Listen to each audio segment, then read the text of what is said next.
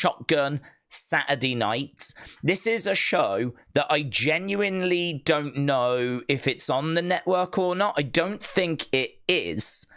This is a show which I've seen, but really it's only the Undertaker Triple H bit that I've seen. That is quite a famous match. This is going to be coming from New York's Penn Station, so we're actually fighting in an underground station. Which is obviously cool and amazing, and something which doesn't really ever get spoken about much. But Shotgun Saturday Night had lots of kind of random locations. That was kind of the theme, really. It was taking WWE out of arenas, putting them into more obscure venues, and providing like some really random moments and some really obscure moments. And it ran for a few years. It was not a show that I was able to watch because it might have been on. I'm not sure if it was even shown in the UK. That would be interesting. I don't even know if it was shown in the UK. I can't even remember if it was shown in the UK. But I would say out of all of the episodes they did over those few years, this is the match. You know, there's a reason as to why this is the one that WWE Vault has chosen to show us. It's because this is really the match that people think of when they think of Shotgun Saturday Night. It's Undertaker, it's Triple H, brawling away at Penn Station. We're going all the way back for February 8th, 1997. What I would say is don't worry about that, because if you're not interested in like the older wrestling, if you're not interested in like the 90s, I mean, I've got to think you're interested in Triple H and Undertaker, right? But if you're not interested in the watch along, don't worry. That's why we've started nice and early, so that we can have a general chat, we can have a general conversation. I will talk about whatever you want to talk about. I mean, we're going to treat this like the 2 hours that we do before SmackDown, before Raw, and we're going to have like, a good conversation. And then when we get to the actual watch along, then of course we'll do the watch along, right? We'll do the normal watch along, but we don't need to worry about that until we get closer to the actual show. But I'll read you the description of what it says. It says, head underground into New York City's Penn Station for the February 8th, 1997 edition of WWE Shotgun Saturday Night as commuters watch The Undertaker brawl with Triple H and the Godwinns take on the Nation of Domination. MJDF122 said, gonna be a good one. I've seen all of this wrestling from 1980 to now. I'm from New York. I've been watching wrestling promotions throughout the decades. This is going to be a good one. It's a weird one because, like, for a Saturday night, you would want to do a WrestleMania. You'd want to do a Royal Rumble. But the only downside with those is those are really big commitments. I think this show is going to be about an hour long. So it's not a huge commitment, but it's a really interesting, different show. So I don't know. I really don't know how the stream's going to do. It's kind of weird because it's not a big name, but it's perfect for what we need. Like, there's not a lot of people that can commit to like 3-4 hour watch-alongs on a Saturday night. There's a very small group of people that can do that. A lot of people just want to jump in, say hello, drop a comment, and then, go half an hour later or something. That's what the majority will do. So sitting around for 3 hours, 4 hours, that is a big commitment. So these shorter shows are perfect. And they've gone and grabbed a really interesting one. So that's why when I saw this, I was like, let's try this. Let's see how this goes. And I'm very excited for it. If you want to know where to go, it is WWE Vault. WWE Vault, right? WWE Vault. So it's going to be a watch-along for that, but it doesn't start for an hour and 55. So that means the next hour and 55, we will just be talking as normal, yeah? Lovely. Right. Kipata said, I tagged you in an edit of Karrion Kross's old walkouts that I did.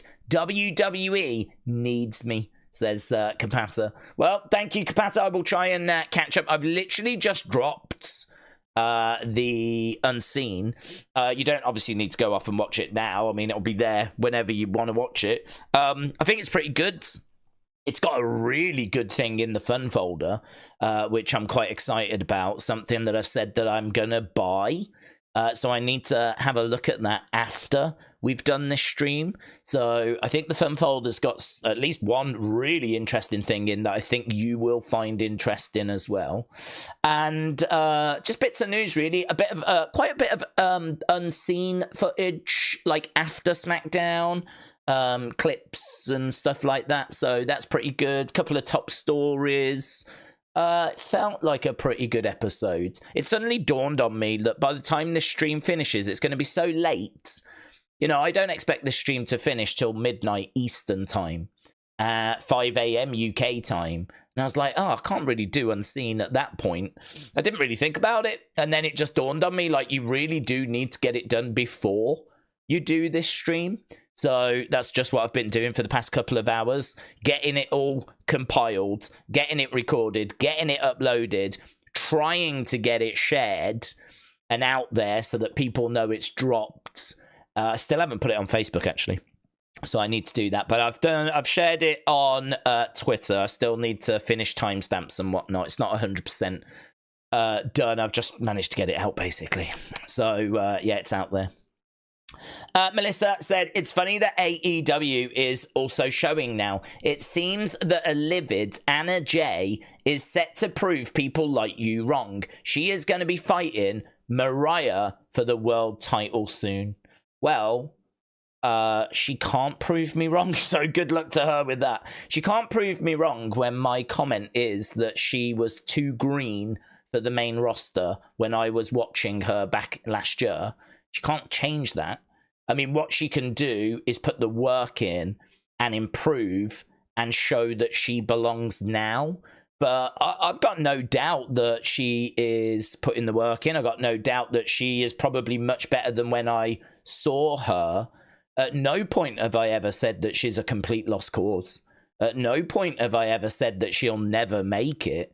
That was never my point. My point was that there was too many people on the AEW roster that were not ready to be on that type of show. They were not ready to be given that type of platform. It would be like taking a load of NXT talent and slapping them on Raw, and then, you know, not using the likes of Seth Rollins and CM Punk, but instead using NXT talent that wasn't quite ready for that stage. So, she can't really prove me wrong on that. I mean, for me, if she's improved and she's better now and she's going for a world title now, great, good for her. But when I was watching, she was not ready for that stage. And, you know, it's not just her, but there was quite a few, actually. I mean, you could say the likes of Kip Sabian, you know?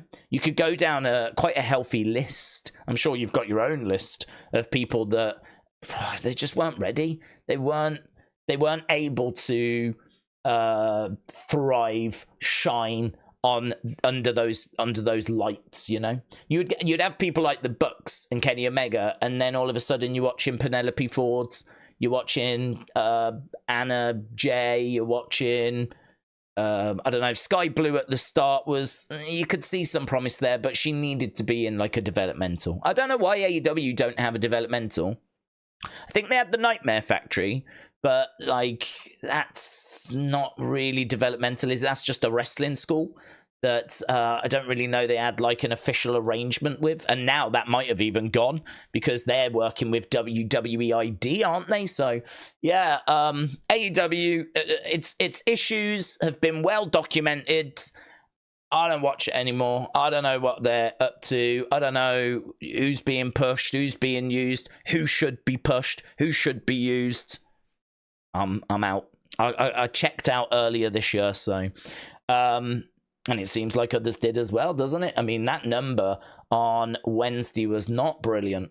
But listen, we've had, I would say, enough AEW conversations, and we'll see what they can come up with. I hope they turn it around, because I think there is room for a second promotion outside of WWE. I think there is room for a promotion that's, you know, think about Indy Hartwell that just got released. I love Indy Hartwell. I think she's got potential. I don't think they used her like to her max in WWE. You could say the same with Baron Corbin, right? So they deserve a place to be able to go to outside of WWE, you know? So the fact that TNA exists, the fact that AEW exists, it's a positive. It's a positive. So I hope they turn it around. I hope they, like, you know, get themselves, because they do seem to be on a slippery slope heading in the wrong direction, don't they? So hopefully they can turn it around and can stick around, because I think there is definitely a need for a promotion outside of WWE. Cadet said 1997 was 8 years before I was born. WWE Vault said, Jay, yes, WWE Vault free to watch. Is this free to watch, Daria? It is. It is. It's on the WWE Vault channel, and that's why we're doing it, because there's a lot of people that I think love wrestling, but maybe they don't have access to the network for whatever reason. Perhaps can't be bothered to fire it up, but this is just on YouTube. It's the WWE Vault channel. I would really recommend, if you're not subscribed, hitting subscribe. They've got some amazing content over there. Stuff which is quite rare that you can't find anywhere else. And it seems like they've hired someone to just go literally digging in the vault. I mean, it seems like a dream job, really. And so they just keep putting up clips, and they keep putting up these shows. So they did one a few weeks ago, which I think was WCW Halloween Havoc. And I was quite gutted that we missed that, because I kind of thought, well, that could have been a lot of fun for us to have done on a weekend. And obviously we don't have to watch these live as they're being shown on the WWE Vault channel. We could always just go, should we go over and just watch it? But I don't know, it feels a little bit more official to actually watch it as they show it live on their channel, you know? Even though this is a show from 1997, the fact that WWE are showing it again, and it's, you know, we've got a little countdown clock, we can all see when it starts, we're all gonna go live at the same time and watch the show at the same time. You know, it's not, this isn't something we've organized. Kind of gives it a bit more of an official edge. I really like that. So, yeah, I really hope this is something people enjoy. And as I said, it's over at the WWE Vault channel. I feel like I should write that somewhere, actually, so that people know. Pre-show WWE Vault. Let's just put it there. People might not know what it means. But that is the name of the YouTube channel that you need to go over to. As we said, it's not starting yet. But if this is well received, they do these once every few weeks. So it's certainly something we keep an eye on. Some weeks we won't be able to do it because of maybe massive UFC show or massive boxing, or of course a WWE PLE. But I don't think they would drop something on the same weekend as the WWE PLE. So, but we can certainly keep an eye. Arrowlock said, I remember WWF Superstars of Wrestling on a Friday night. Then Wrestling Challenge was Saturday night in the 80s. I think both shows were only about an hour long. Hasib said, what is this exactly? Well, this is Shotgun Saturday Night. It was a show that aired on a Saturday night by WWE back in 1997. I think it runs for about an hour. It's a show that's got Undertaker and Triple H, Nation of Domination. It should be a really fun, easy to watch show. And it comes from Penn Station. It's an underground station in New York. It's a very different environment for professional wrestling. If you've never seen it, it's well worth a watch. And as soon as I saw it, I was like, I think we could do a watch along for that. So yeah, we're going to have a chat for like an hour and 45 minutes. You can see the count. I've got it in front of me. You can see the countdown when it actually goes live. And it's over on the WWE Vault channel. Christopher said, are you planning on streaming Jake Paul, Mike Tyson? Yes, I am planning on doing that. We will do SmackDown as the priority. Then as soon as SmackDown ends, we will end, and we will go immediately into a Jake Paul stream. Because it's on a Friday night, straight after SmackDown, which sort of sucks, to be honest. Johnny said, Daze, I'm not complaining, but I want to know who asked for the WWE Women's United States title. Can they not come up with their own idea for the women? What? Don't copy the guys? Well, I think there's two schools of thought there, to be honest. I think the one school of thought is that you can give the women their own titles, but you know, what names would you come up with? I think a Netflix championship is just one of the worst ideas I've ever heard. The thing is, the Intercontinental, it means something. It's got some history to it. A United States championship, it means something. It's got some history to it. You know, both of those belts going back, I think, to the 70s. So, you know, Pat Patterson, the first Intercontinental. I think it was Harley Race, was it, that was the first US? So both of those names have history. Obviously not when it comes to a women's side, because this is the first time we're having one. But I think they're trying to lean and borrow from some of that history. You know, it's kind of by association, you know. I mean, you could have done I just don't know. I mean, we've already got a North American in NXT, so you couldn't go with that.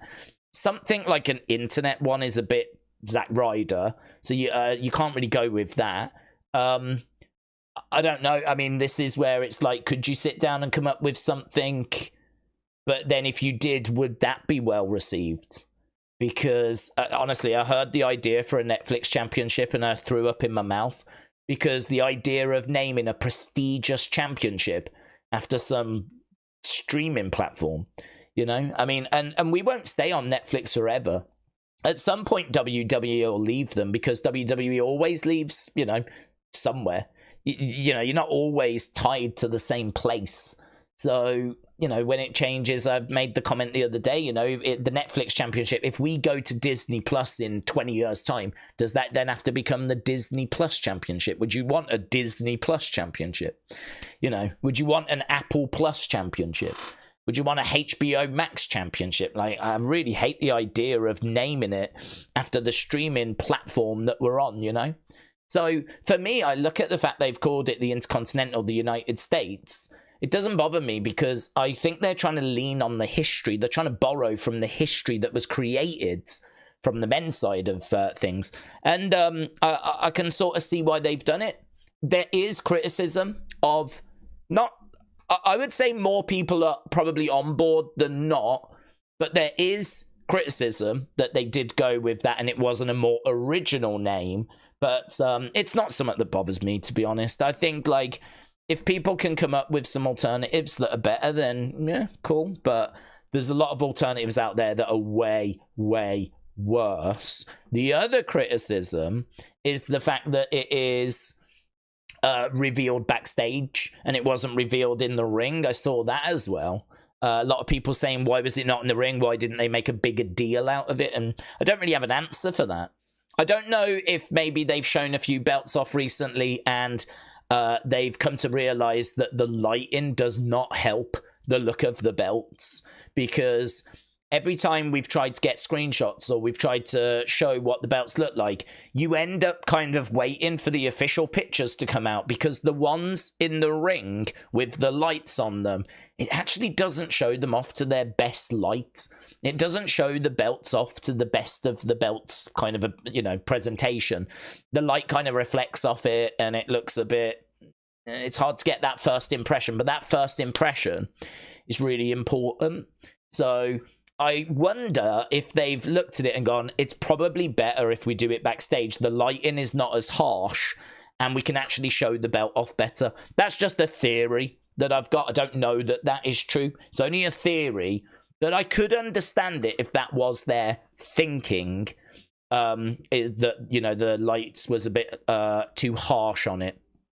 So, yeah, I don't know. I mean, the copying the men as well. I mean, we live in a time where equality and, you know, what's good for the guys should be good for the girls. So, you know, both of the world titles are exactly the same. They're named the same. They look the same. The only difference is that the women always have theirs on a white strap rather than the guys that have theirs on a black strap. So I think we're just kind of following that same pattern. If you look in NXT, you know, both of their mid-card titles are the North American and the women's North American. So I can't say I was shocked that they copied the men, to be honest. I can't say I was surprised. But yeah, I've seen kickback against it. Not everyone is on board, if you will. So it's Bryn again as well, saying hello to us in the actual WWE Vault chat. So it's Bryn again. Shout out to you, my friends. So yeah, Johnny, you're not alone. That's what I'm going to say. I don't have a massive issue with it. I can think of worse names than I can good. But you are not alone. Other people have made that observation as well. Wrestle with Andy said, Daze, the Vault channel is amazing. What would be your dream upload? I would love to see the Owen Hart Kurt Angle dark match. Oh, I don't know that I've got a specific, but there is lots that I would want to see because there's actually lots missing off the WWE network.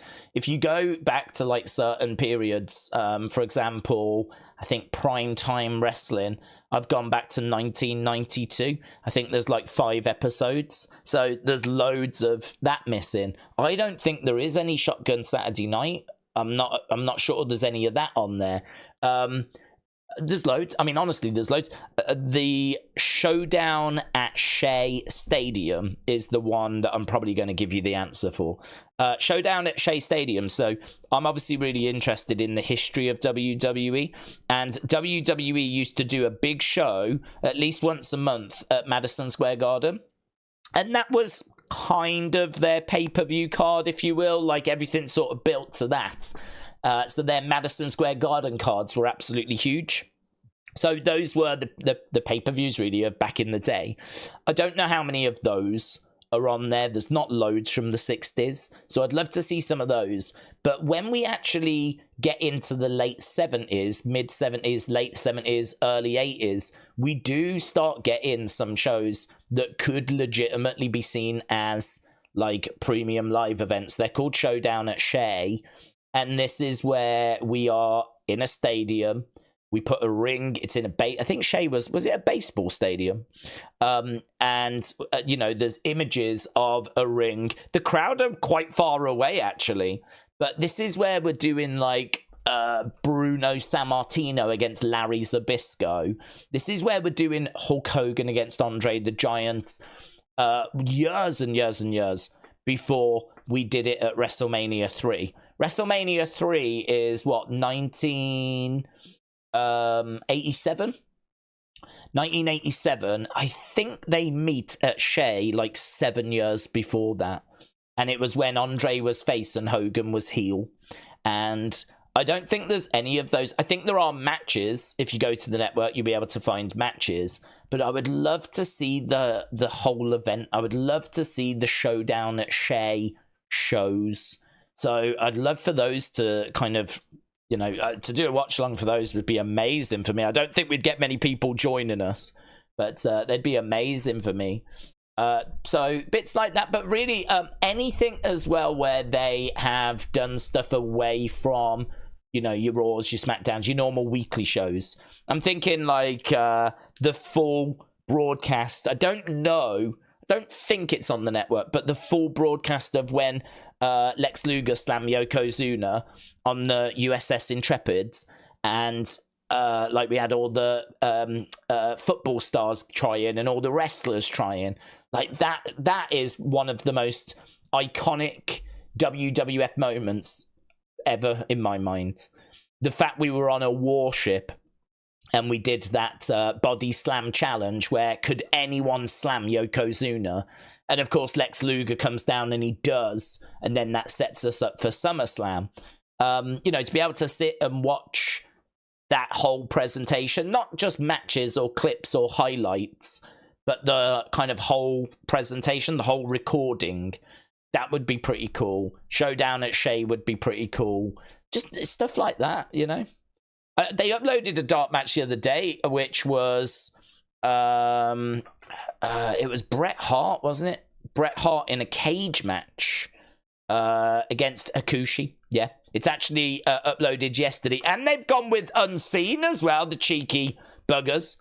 So the first word says Unseen.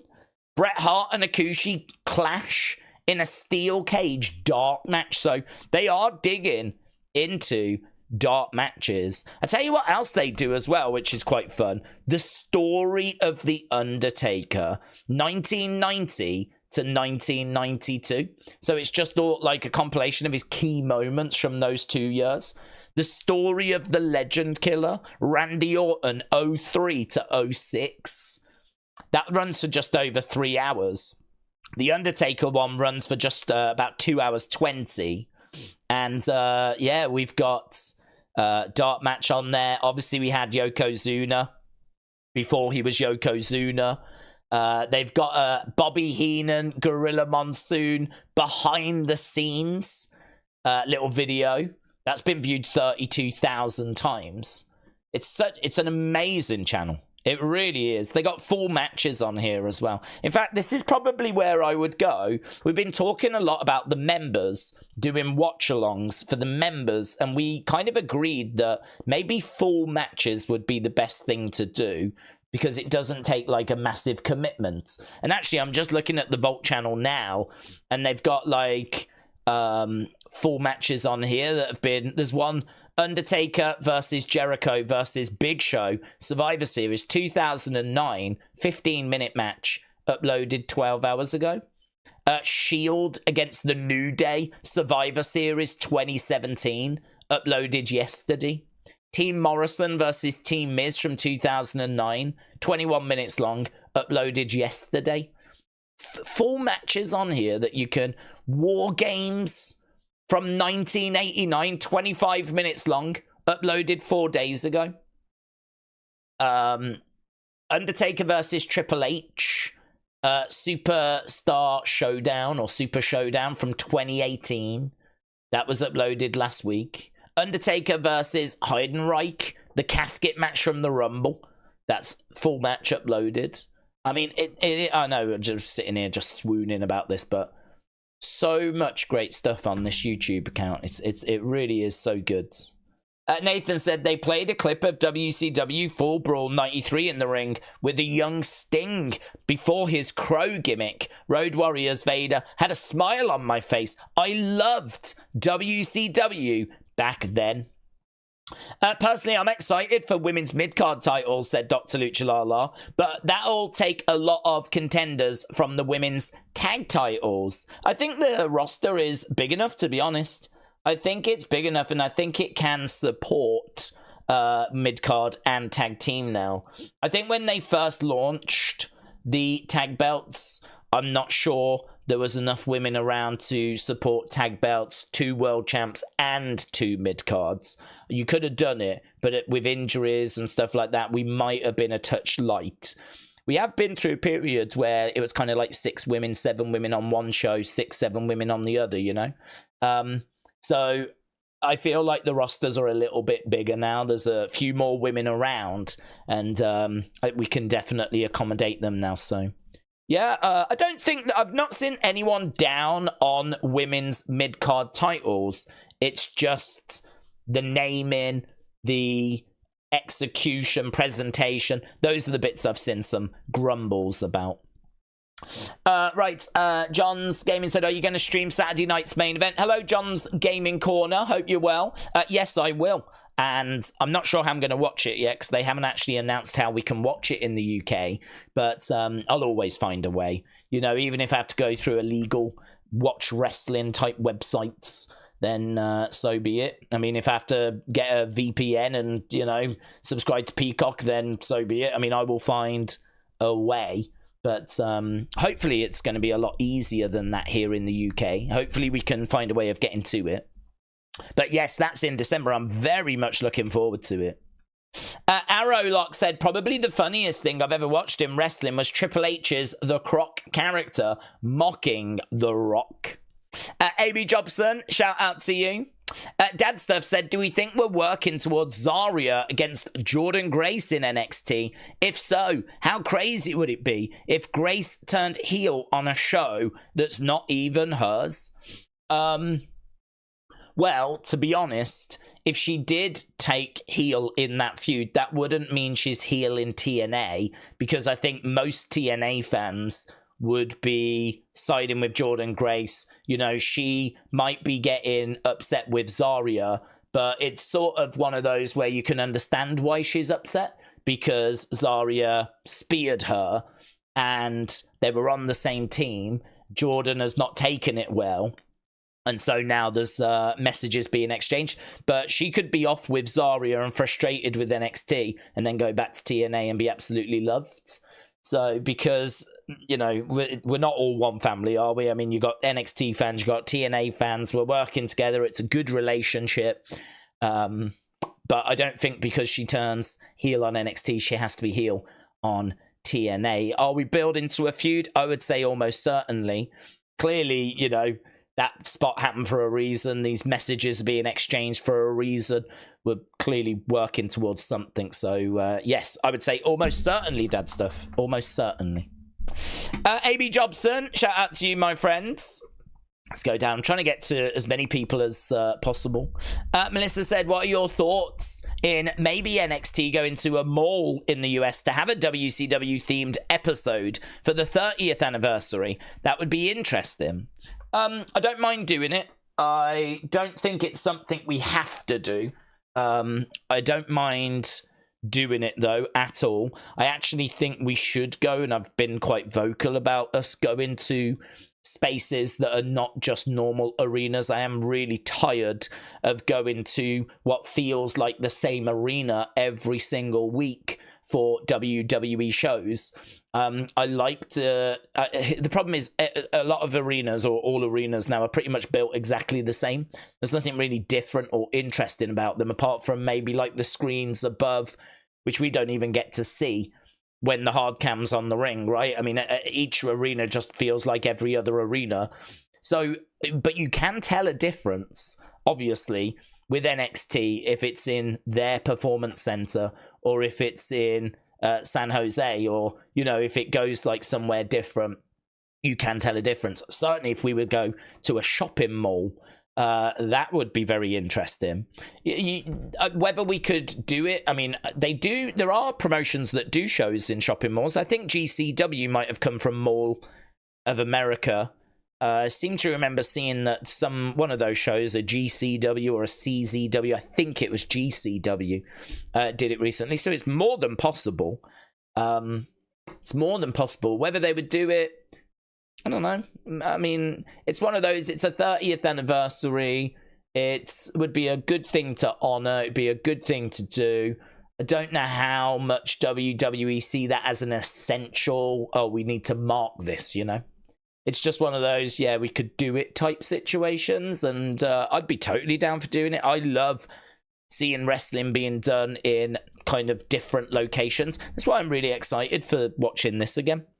And I think that there's maybe potential for something like this to happen like 4 times a year or something. Like NXT does a Saturday night show where they go to a really obscure location and like fans, like, you know, try to get tickets in that area, where we put a ring up, you know, somewhere random, and then like the fans go there.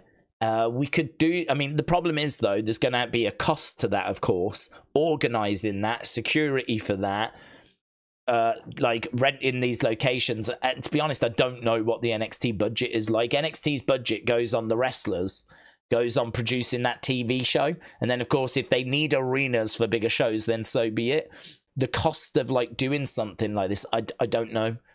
The cost of like doing it in a mall, I can't imagine it's that expensive. I can't imagine it's anything that crazy. But then, I don't know, do you become liable for like if there's an injury in the crowd? Like, how does that work? Like, there's maybe a red tape side to it, which I don't know. I don't know the cost of all of that. So to answer your question, yes, I'd have no problem with it. Do we need to do it? That's for WWE to decide. And but I am a big fan of going into spaces that are not just the same regular spaces that we always tend to go to. Ash said, if you've heard, it's been confirmed Malachi Black was leaving AEW, was on his way back. How would you book his return? He's not going, buds, Ash. He actually came out and said he's not leaving, he's not retiring, he's not injured, nothing's changed. So he's not. He's staying with AEW. He did a little promo thing the other day in a car. He was quite fed up, actually. It was like, I wish people would stop talking about this because there's no truth to this. There's nothing going on here. So I don't really understand why people are talking about it, speculating about it. So we touched on that in Unseen the other day. Malachi being quite clear that he's staying with AEW. Wrestling said, Daze, we need the WCW audio-only pay-per-views uploaded. That is lost media. I wonder if they have that. I don't know. I don't know if they have those. I don't know what they have. I wonder why they haven't put all the episodes up of Primetime Wrestling, not Superstars. I mean, there are so many episodes of Superstars of Wrestling that are not on the network. You would think by now, considering the network's been around 10 years, they would have... I mean, you would think everything would be on there. Why have we got a WWE Vault channel, if you think about it? Shouldn't all of this be on the network? I know a good chunk of this is. I know they're just putting up like 4 matches, but there's stuff here that isn't. There's stuff here that's not on the network. And I don't know why. I don't understand why. Why have you not just put up everything that... I don't understand. So, I don't know. I mean, will we get more uploads, or is this it? This is everything we're going to get? Perhaps they don't have the other tapes. Perhaps they taped over them or something. But then how are they finding bits now that we haven't seen before? So, yeah, it's very strange. I don't really understand that side of it. But so I don't know what they've got that we've not seen. But this is why the Vault is so good. Because it is showing us that there is stuff out there that we haven't seen. Darwin said, women's main roster got bigger now. And NXT got stacked. Women are ready to get called. Yeah, we can call up more if needed. That is true. Kim's Trains, Nick Butcher, shout out to you. The Vault has the Wrath Dart matches in WWE. Wrath was Chris Kanyon, and he was the first openly gay wrestler in the mainstream wrestling companies. He was a pioneer for that reason. He was amazing. Nick Butcher, hope you're doing well. Rave Spring said they did a Wyatt family compilation as well. Right, Delwyn, shout out to you, bud. Delwyn, very kind, being very generous, firing in a membership or a super chat, sorry. I just saw that Word of Wrestling has got a membership as well. So Delwyn said, apparently, I heard WWE is planning a big PLE for the UK in 2025. Hear me out. This is not a spoiler. It's a prediction. 2025, WWE will create a one-time only new PLE for John Cena final farewell match in December in the UK. Thoughts?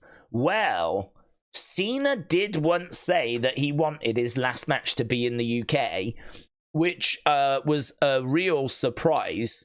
Because I don't really understand why. You would think he would want it to be kind of where he's from, you know? Where he started and everything. But he did say that once. If it is his last match and it's going to be in the UK, that is going to be so special. I have heard the reason that we didn't get Elimination Chamber is because they are working on a big PLE for the UK. So I agree with that. That's what I've heard as well. But there's clearly it's not going to be WrestleMania. I don't know if they've announced SummerSlam next year. Is that the one that's going to be in Minneapolis next year? I've got a feeling that it ain't going to be SummerSlam either. So you do start looking at it going, well, what could it be? I mean, they could always do a big stadium Clash at the Castle, of course. They did give the UK Money in the Bank the other year, so they could do something like that. That's a pretty big show. They could give the UK Survivor Series. I'm not aware of where Survivor Series is next year. But as you said, could they do a big show in the UK for Cena's last match? I think, though, John Cena's last match is sure to be in December. You're going to sell tickets for that. That ain't going to be like 10,000, 13,000. That's you can get 40,000 for Cena's last match, 50,000. There are a lot of John Cena fans. John Cena's one of the greats of all time. I don't think anyone would dispute that. They call him the GOAT. They refer to him as the greatest of all time. So you could do like a baseball stadium. I don't know if you could do a football stadium because the NFL season will be on. So actually getting a football stadium will be very difficult. But I don't think baseball is on at that time. I could be wrong. But yeah, I feel like you could get like a 40,000, something like that. But you ain't going to do that in the UK because it's December and it's winter. And you don't want to do a stadium in the UK in winter. Really, if you're going to do the UK, you're going to be doing it in June, July, August, September at a push. But you don't really want to be doing it. I mean, you can. I mean, we have football matches and whatever, but the weather is a lot more unpredictable when you get to December. You know, it rains more. Could snow, but we don't really get so much snow anymore thanks to climate change. So that's a positive. So I don't know that we'll get, I don't know that there'll be much snow, but you never know, to be honest. So I don't know. I'm struggling a bit. Cena has said he wants his last match to be in the UK. Maybe you just run an arena show and you just make the ticket prices so expensive. That's been the WWE approach, hasn't it, to be honest? So perhaps you just run up the prices of the tickets, but I hope not, because I really think fans deserve better than that. So, yeah, interesting. We'll see. It could be. It could be that that's like something that we get, but then I would have to think it would be an arena, and I think that would be a shame, because I think that they are missing an opportunity there to go bigger. But then if Cena wants his last match in the UK, I'm sure they will accommodate that for him. So, don't know. That's a real interesting one. Thought-provoking. Darwin said the O2 would seem likely, or Cardiff if they need to. I would think O2. They could always do the new one in Manchester, but there's no history there. I would imagine Cena, if he was going to retire, would want to say goodbye in London. So O2 would, yeah, probably be the front runner. But the point remains, O2 can still only hold 20-odd thousand. And you could do double that for a Cena final match. And more, I would imagine. Hope you've had a good day. Hope you've had a good weekend. I've never been to a WWE live show, said Stephen. I have no way of getting to London. Some people here who have never been to WWE before, said Stephen. Well, you know, they do go to other places. Obviously, they're very good at going to Birmingham, Nottingham, Manchester, Newcastle, Cardiff, Dublin. Like, it's not only London. But, yeah, if you're kind of in that area, obviously London is a place they're constantly hitting. It's one of the big major cities in the world.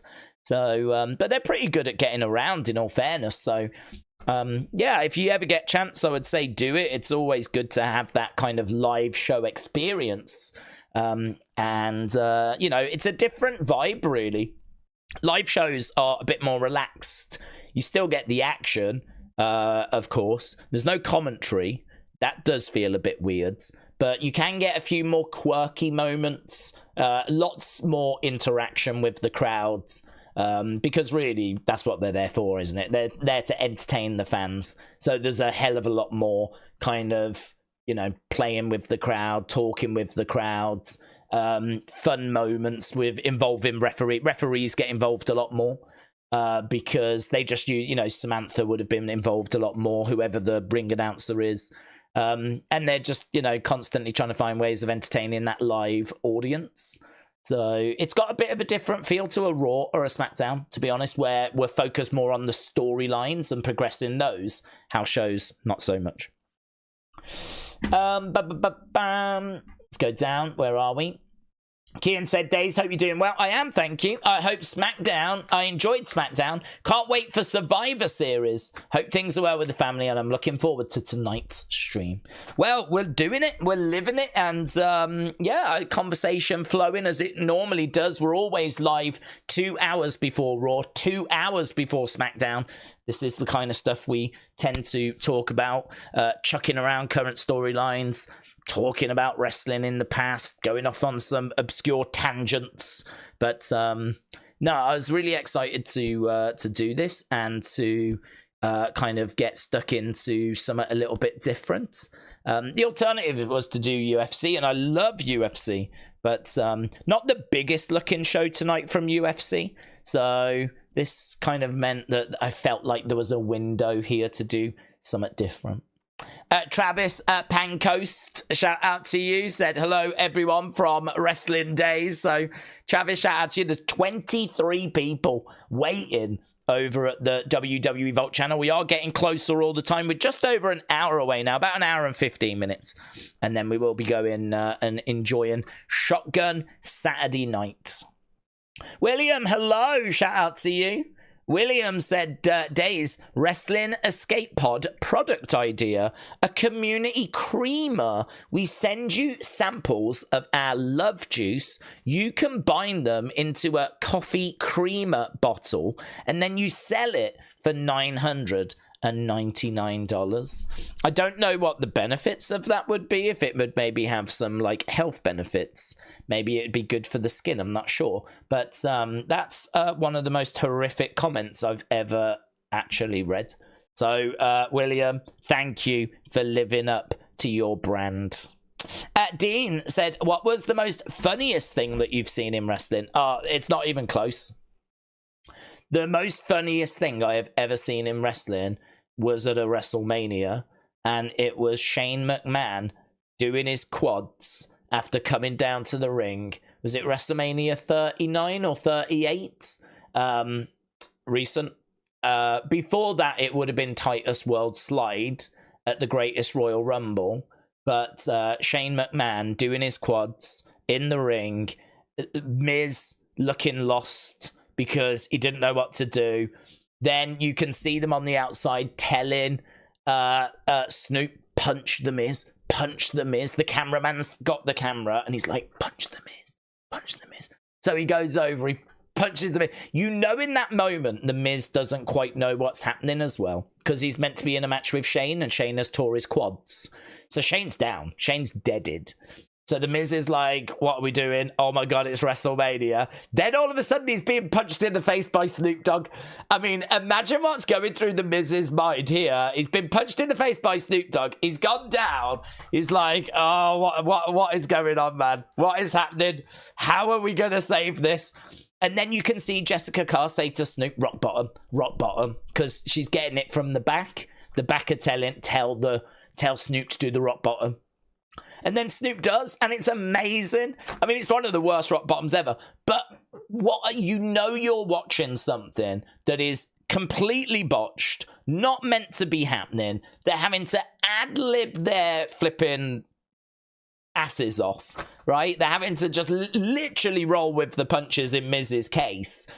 You've got cameramen giving directions. You got Jessica Carr in the ring giving directions. Snoop Dogg saving the day. I mean, listen, if it was another celebrity, they easily could have just, oh my God, what are we going to do? Panicked. Snoop's so relaxed. Just like, chisel my nizzle. Boom, right? Throwing a punch, doing the whole rock bottom. And maybe they had it planned that he would have done the rock bottom after, like, Shane had beaten Miz. Perhaps that was going to be the end, so he already had it planned. I don't know, though.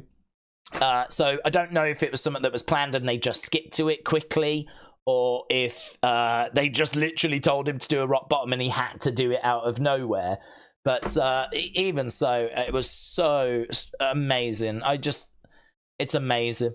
The other thing as well is that they really hyped up, like, I'm going to put you in another match. And we were so excited as to, oh my God, who's about to come down and face The Miz?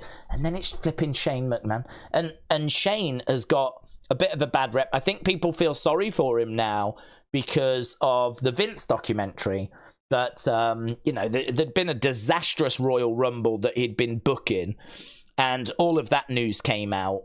And, you know, his stock was pretty low.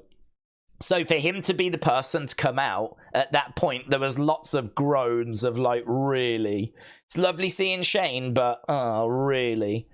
This isn't the person that I wanted. This isn't the person I was looking for this to be. You know, I was kind of hoping it was going to be like a legend we haven't seen in a while.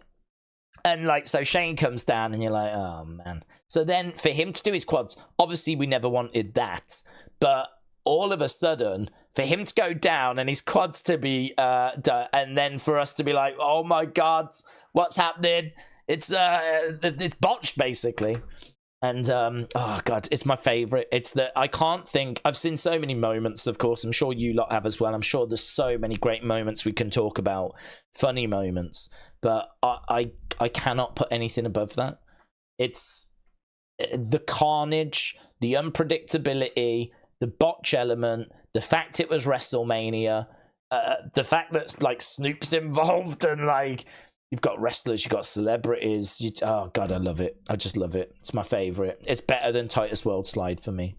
Titus World Slide's great because of its simplicity. He comes running down, trips over, goes under the ring. I mean, it's brilliant.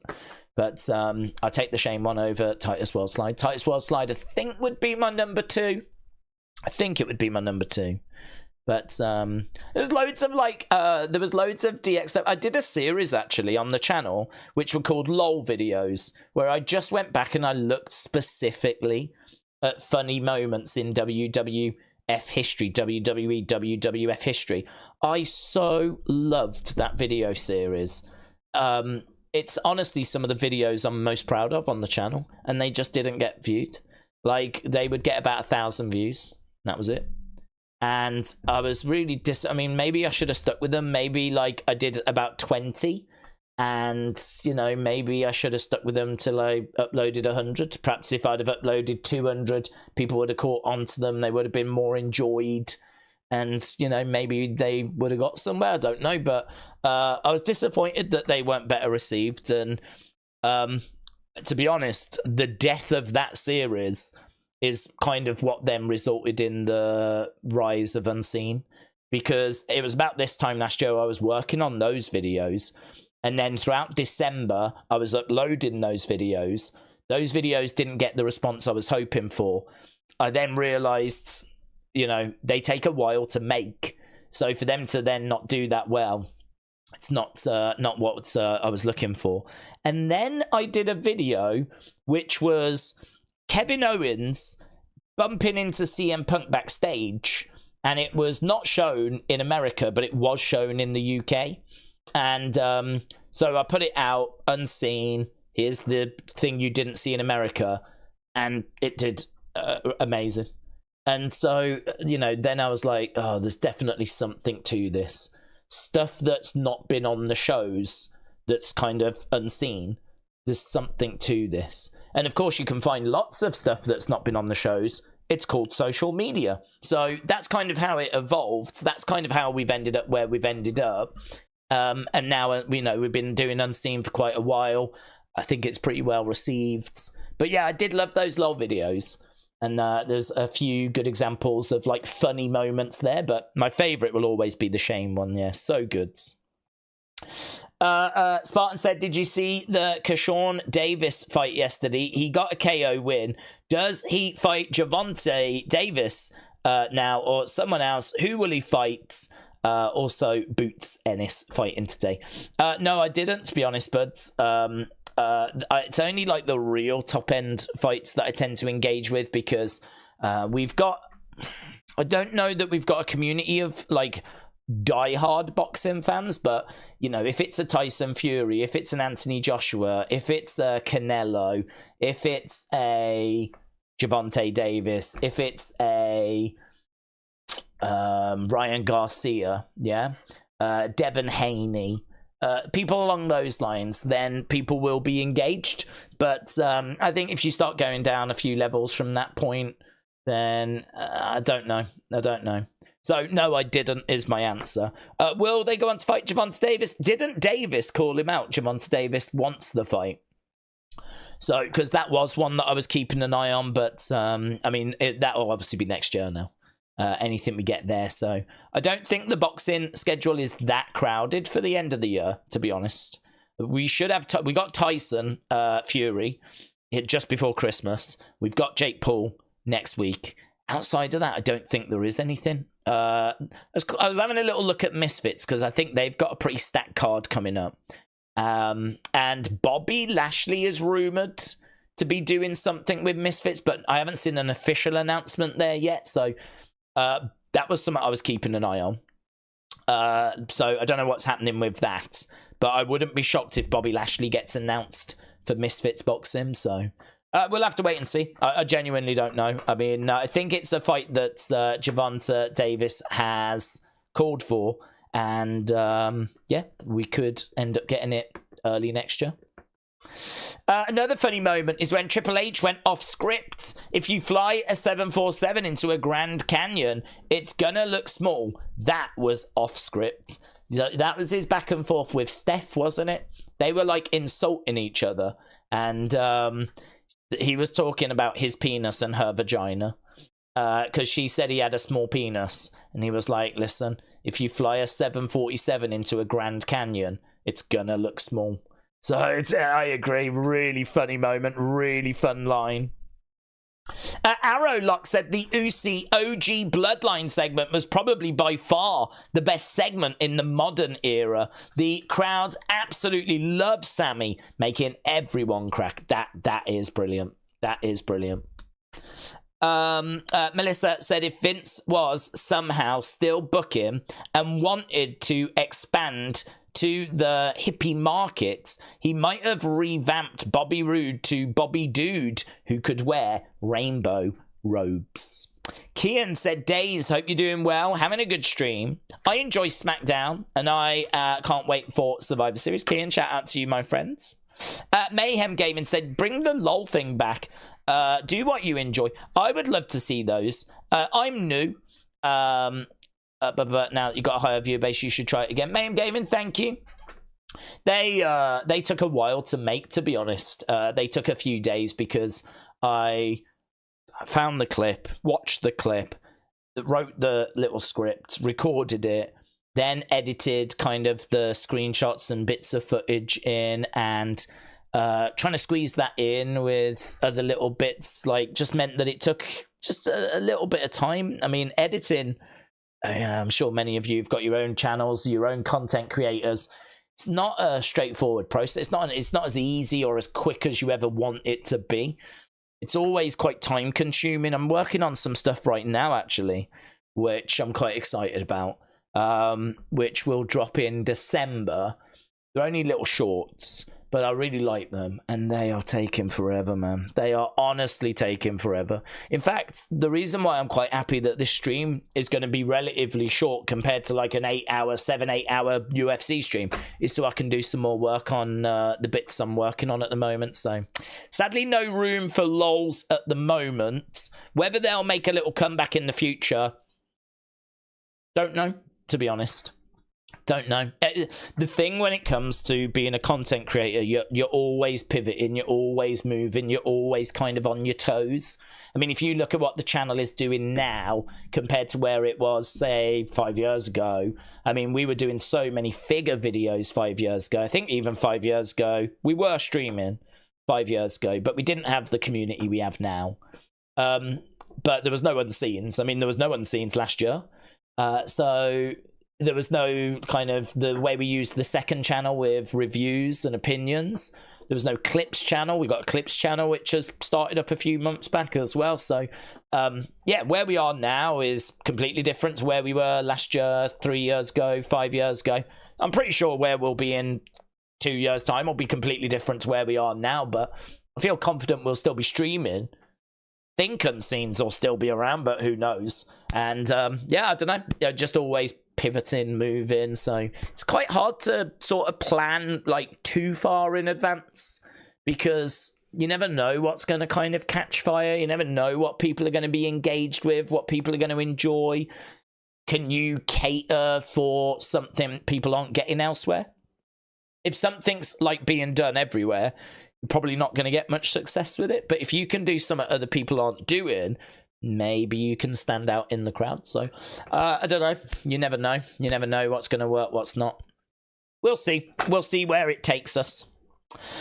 Suma Brata said, who's your favourite cricket player? Well, I love Joe Root right now, of course. I'm an England fan. Joe Root, the greatest English batter of all time. If I was to go back, I mean, I was always a big fan, obviously, of Freddie Flintoff. But I've got a soft spot for Marcus Trescothick, who was one of England's opening batsmen. And he was just solid. I mean, you really didn't get him out cheaply. He was someone that would do a job. He would come in and, you know, he would lay the foundation. He would do the work that needed. Maybe it wasn't the, he wouldn't get the praise at the end. But there's something to be said for those players in teams. Doesn't matter if it's cricket. Doesn't matter if it's NFL. Doesn't matter if it's the NBA. Certainly doesn't matter if it's football, because I think it really applies to football. But those players that don't get the headlines, but they do the real work, you know. Think of Man City, Rodri. You know, he's a defensive midfielder. He's not a guy that's going to get you 30 goals a season, but he's the one that's making everything tick. And it's great, I think, that he picked up the Ballon d'Or, because I think that you can go with the more showy players, you know, that get the goals and grab the headlines. But there is, you know, Man United fans have definitely learnt this. There is something to be said for those players that are the engine room of a team. You know, they don't get the headlines. They don't get, like, all the crazy fans. People want the people that gets tries or touchdowns or goals. You know, that's kind of what grabs the headlines. But what about those players that are integral to the team doing those things and achieving those things? So I'm thinking like the Rodris of the world at Man City, and I think you can see his importance. Look at the run Man City are on right now. And I'm sure, I couldn't tell you of any players like that in NFL. I don't watch NFL, but I'm sure there are. Your quarterback's obviously your key guy, but I'm sure your quarterback ain't going to achieve much if you ain't got the people that are subduing the opposition. You got your quarterback, your catchers, but what about the people that are keeping the other team occupied and, you know, the unsung heroes? So for me, Marcus Trescothick was one of those. He used to open the batting for England, solid, always gave you a good score. Rarely took the headlines, but you could build on his work. And so I was a big fan of him. Let's go down. Kim Shane said, I was a fan of Ian Botham and Freddie Flintoff, both amazing all-rounders. In the modern game, I like Sophie Eccleston and Tammy Beaumont. I like Tammy Beaumont. Yeah, really good. It's good to see the female game developing and them becoming superstars in their own right. Adam said, Daze, I stayed up to watch UFC. I'm not sure if I'm going to make it to 4 a.m. I love the idea of the old pay-per-view watch-alongs. I watch everything that you do. This will be a great addition, and I'll definitely rewatch it tomorrow. Well, Adam, thank you, my friend.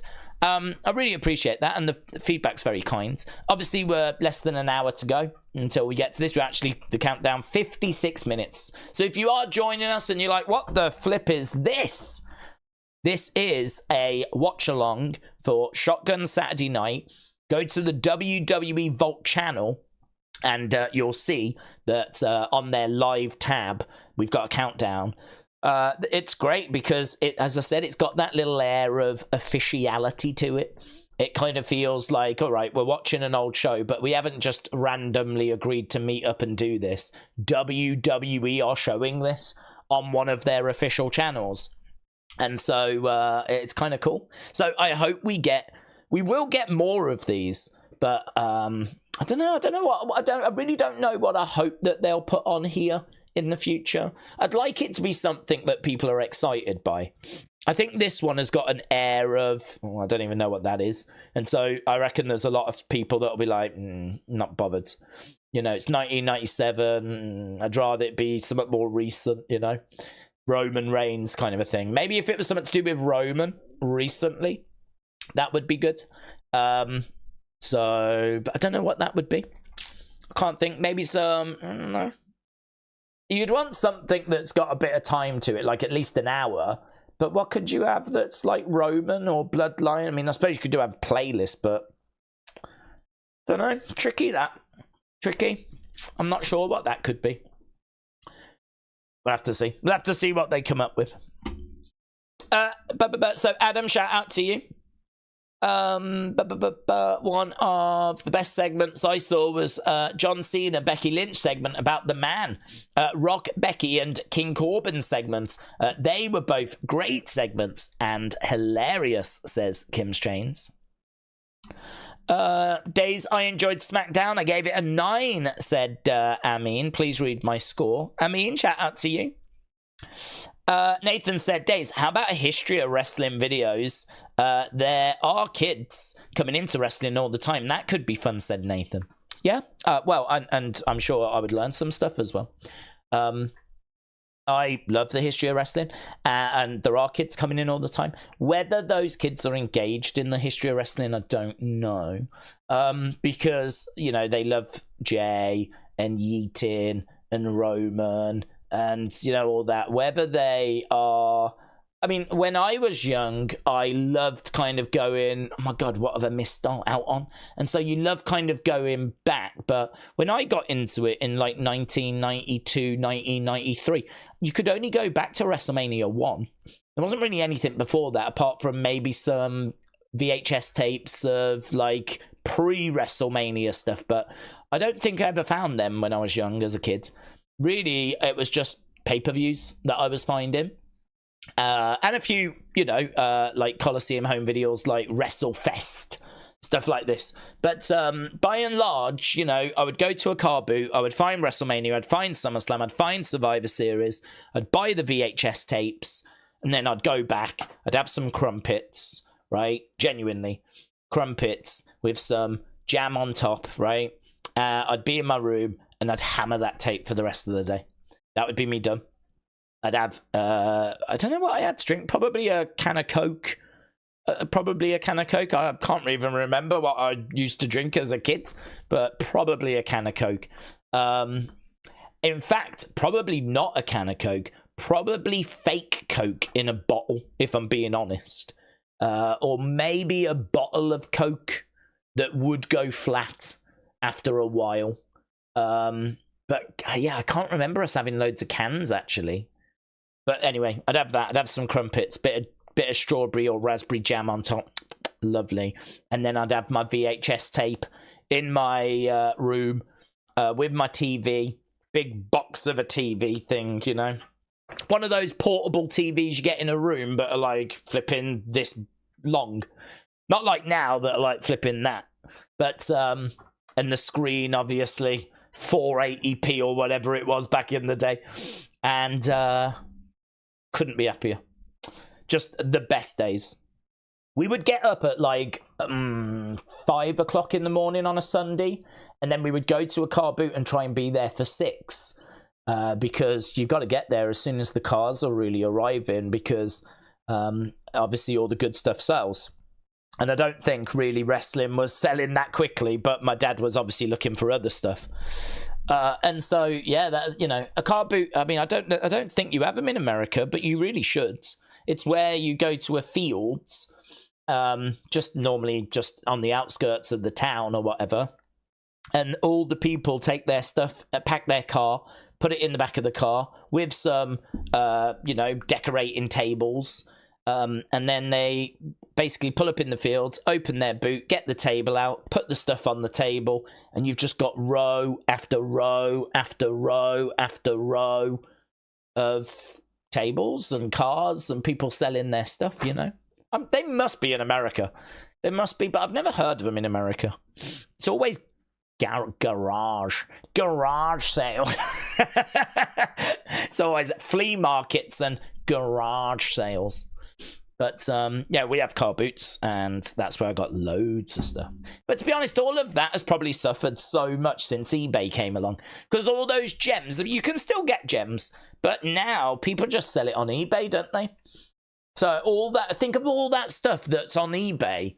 Think about where that would have been sold in the past. That would have been in flea markets. That would have been in garage sales. Yeah, that would have been in car boot sales. That all of that goes on eBay now. Shame, innit?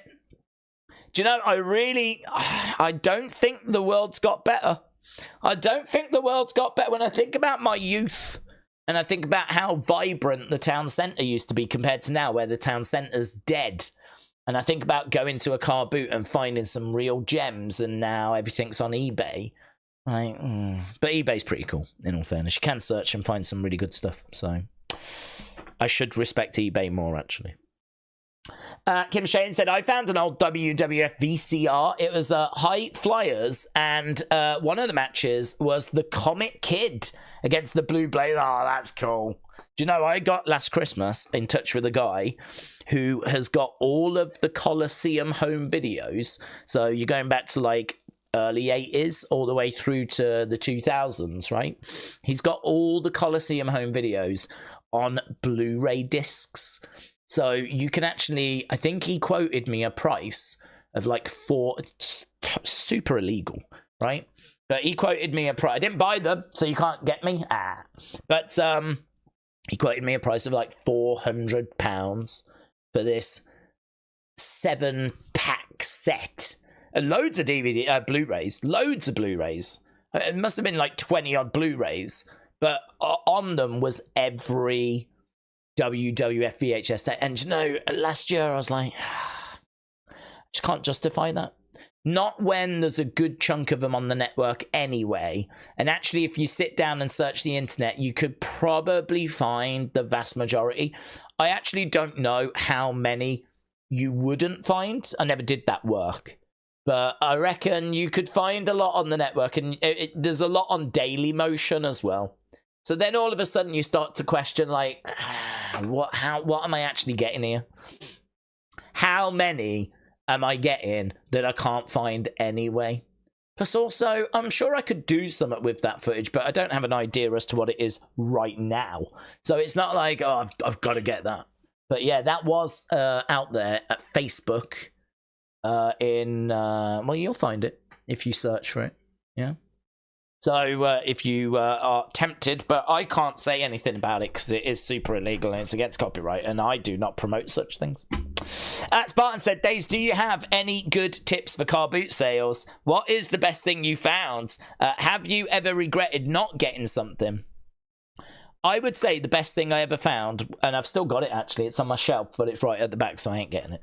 But it is a boxed LJN British Bulldogs set. So you get the LJN figures, you get the belts, and it's in the original packaging as well. And I actually don't know. I mean, I wouldn't have spent much on that. I wouldn't have spent much on it because I wouldn't have had much money as a kid. But to be honest, I probably would have passed on it had it not been for the fact it was the British Bulldogs. Like, if I was a kid and that had been the Killer Bees, I'm not sure I would have bothered. But because it was the British Bulldogs, I ended up going for it.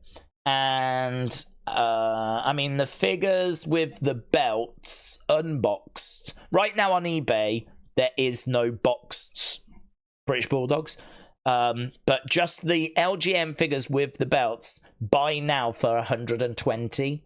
So with the box, I've got to think that's 200, something like that maybe. And I ain't gonna have spent anywhere near. I probably spent a £5. So that is not a bad investment. Do you know, I saw a video, a little TikTok. If you, instead of buying the first iPhone, which cost $500, if you spent that money on Apple stock, right? $500, you could spend $500 on the first iPhone or $500 of Apple stock. This is, I think, 2007. That would now be worth over $40,000. Isn't that amazing? Isn't that amazing? The little TikTok short thing I was watching, it kind of goes through a time period of showing how much you invest, but no one cares. It's where it is now, and apparently it'd be worth 40,000 now. So I don't have any success stories like that. But yeah, I think those Bulldogs ones I was quite pleased with. But to be honest, I mean, I found loads. I mean, back in the day, that's where everything was sold. I used to have stacks of WWF magazines. Just piles of the things, and I think you can get a good couple of, like, you know, good amount for those, like, I don't know, £5 each, something like that. I mean, I must have had like 200 or something like this. I mean, I had loads, absolutely loads, and then unfortunately, when my parents moved house, they binned them. They were like, "Oh, you don't need these anymore," and they binned them. Didn't even ask me, and just got binned. I was gutted. Wrestling buddies. Do you know, I went to a toy convention the other day. They had a Hulk Hogan wrestling buddy. They wanted £70 for it. I had that, and I had the Warrior, and I think it was Boss Man. So, and again, they would have come from car boots. 100% they would have come from car boots. Everything I had came from flipping car boots. We weren't a well-off family when I was growing up. You know, we kept our head above water, but yeah, I mean, you'd maybe go to a car boot with £5 in your pocket, and you was buying stuff for 50p. You know, like that £5 was an amazing amount of money when I was young. Like, here's £5, go and buy what you want. Like, just going mental, running around a car boot. Just, oh man, just the best. But you know, I genuinely wouldn't have had it any other way. I mean, I wouldn't. It wouldn't have been as exciting to have been like, "Mummy, I want this videotape," and then what she buys it brings it back. Like, I wouldn't have changed anything. Like, looking and hoping you find. Sometimes you did, sometimes you didn't. You never quite knew. Like, that really added to the whole nostalgia and the fun of it, you know. So I'd say the Bulldogs thing was probably the best thing I found, but that's only from a financial kind of point of view. I mean, finding the VHS tapes, I mean, that was worth more to me. Finding WrestleMania, all the WrestleManias on VHS tape, that was worth way more to me. That's where I got my education from, if you will, when it came to wrestling, being able to watch those tapes. And there was no network till 2014. And there was no YouTube until, what, 2008? And even then, you know, when did wrestling stuff start going up? Probably straight away, but, you know, the catalogue of information we've got now has you know, grown, obviously, over all those years. So, I mean, it was a very different world. It's so hard to explain now to kids kind of what it was like, but it was great back in the day. It was great. It was a really good time, really fun time, and it's a shame in a way those kids will never know. They'll never know some of those joys that we had.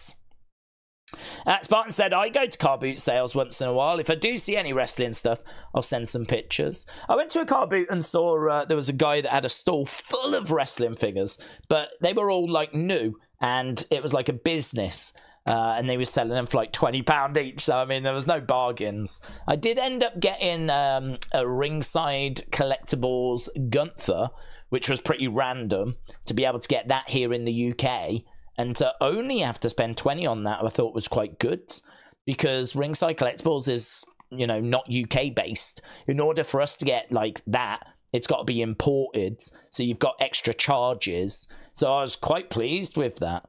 Anything that he was selling that was outside of the normal line, I was interested in. But I mean, I could have spent hundreds of pounds just buying like these more limited figures, but I don't think that I'll ever get a great return on those. It's not really about returns. I wanted it because actually the packaging says Volta. So I was like, oh, that's just cool. It's just cool that I've got a Gunther figure. I think they only ever made one of him being called Volta. So I've got that. And I was like, that's cool. And all the ones they make now, they'll call him Gunther, of course. So I'm going to sit on that for a bit and we'll see if I get... I'm sure I'll get my 20 back, but, you know.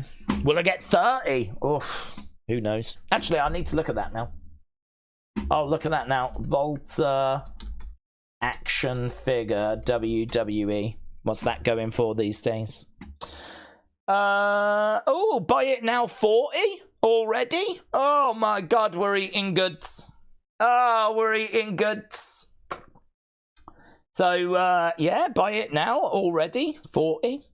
There's a signed one that you can get for 150. It's not signed. But buy it now, 40. Ooh. Well, look at that. I'm flipping thrilled.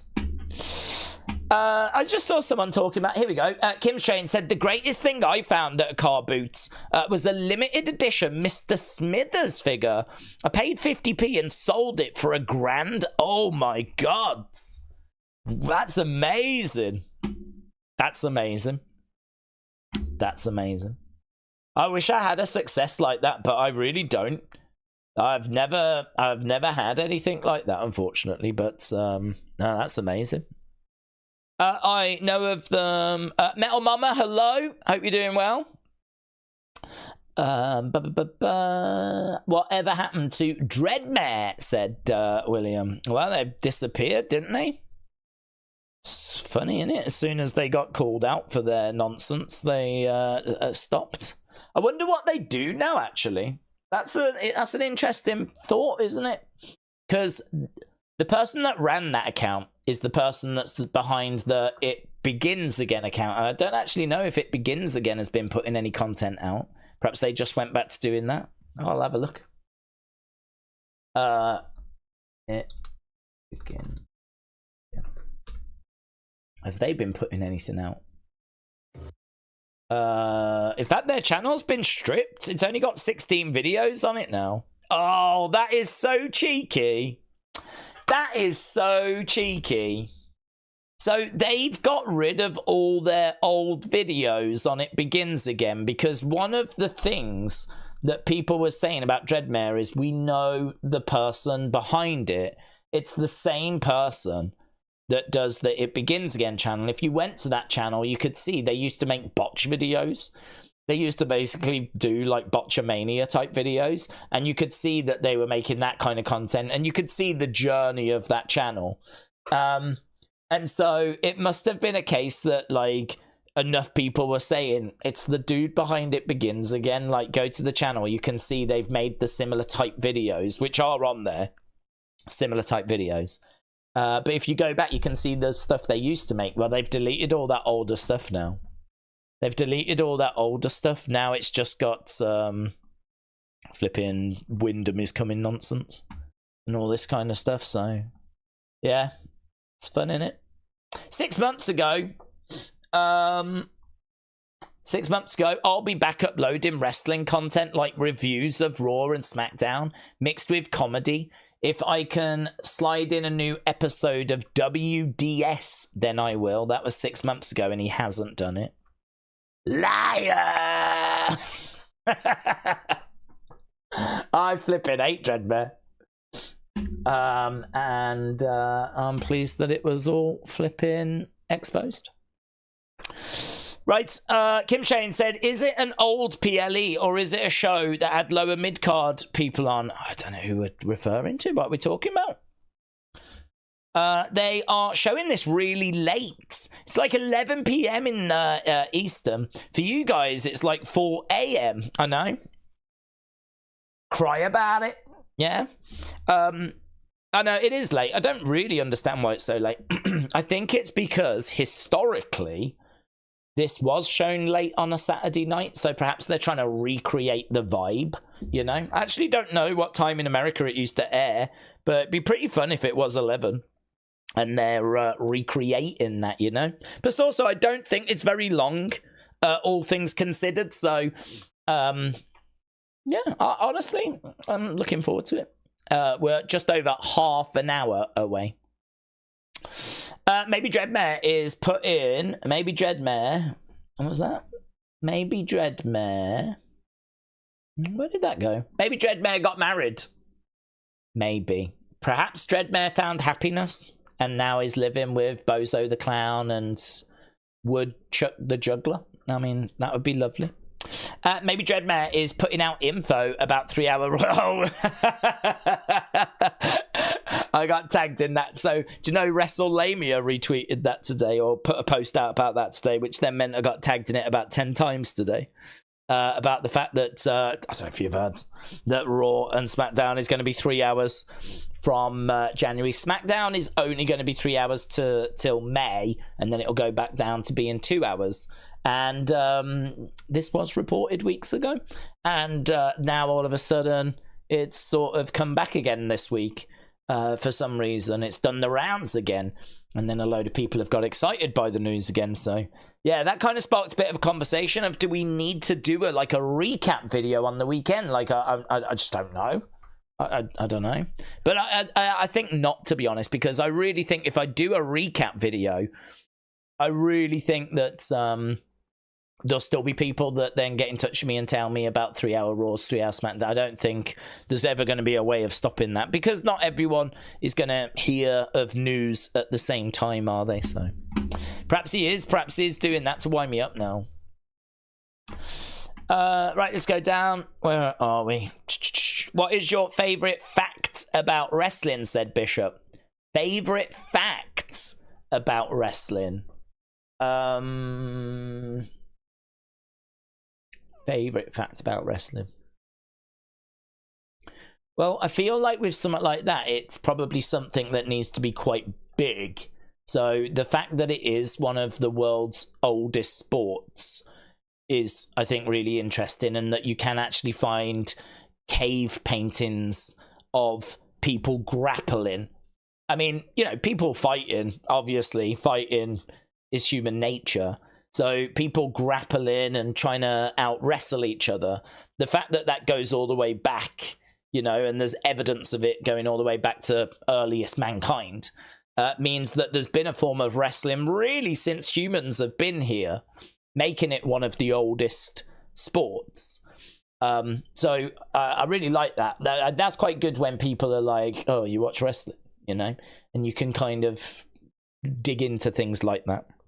The other thing that I like as well is the fact that people say, you know, it's fake, but there's evidence that wrestling was scripted and manipulated going all the way back to the early 1900s. So the idea that wrestling was real and then we made it fake, like in the 90s for the Attitude Era or something like this, or we made it like fake when Vince took over in 83, 84, is nonsense. There's evidence of it being scripted going all the way back to the early 1900s. I've spoke before about a book called The Fall Guys, which is all about the 1930s and before, and they actually reveal the secrets of wrestling, and they talk about, here's the stuff you don't know that's going on. And yeah, just really interesting that it's been kind of fake and scripted for that amount of time. So those two are the first two that kind of come to mind. I mean, there's loads of little facts about like WWE shows and stuff like that, but those ones I think are bigger picture, and so I like bigger picture kind of facts. Pappy Croc said, do you think the women's War Games match will look like? We're not going to get a great story for one right now, to be honest. Well, I think they will do a women's one, and it does feel like it's probably going to be Damage Control and Jade Bianca on one side, and Liv Raquel on the other side. Feels like, you know, considering we've got a few weeks to go, I can't see any new stories starting up now. So it feels like it's going to be something along those lines. So I think that story has started. I think that story is being told. I could see someone preventing Liv and Raquel from winning the tag titles. I think that match is Monday. So I could see someone preventing them. And that's going to be interesting, of course, because then that means that we're well on the road to building these teams, because you'll have Jade, Bianca, and whoever stopped Liv and Raquel. And then you'll have Liv, Raquel, probably be Damage Control. Damage Control have been very involved, haven't they? So if I was going to guess, I'd guess it'd be Io or Kyrie or someone like that. So, yeah, I'm thinking that's kind of where it's going to end up. And I think most people are on that same page, to be honest.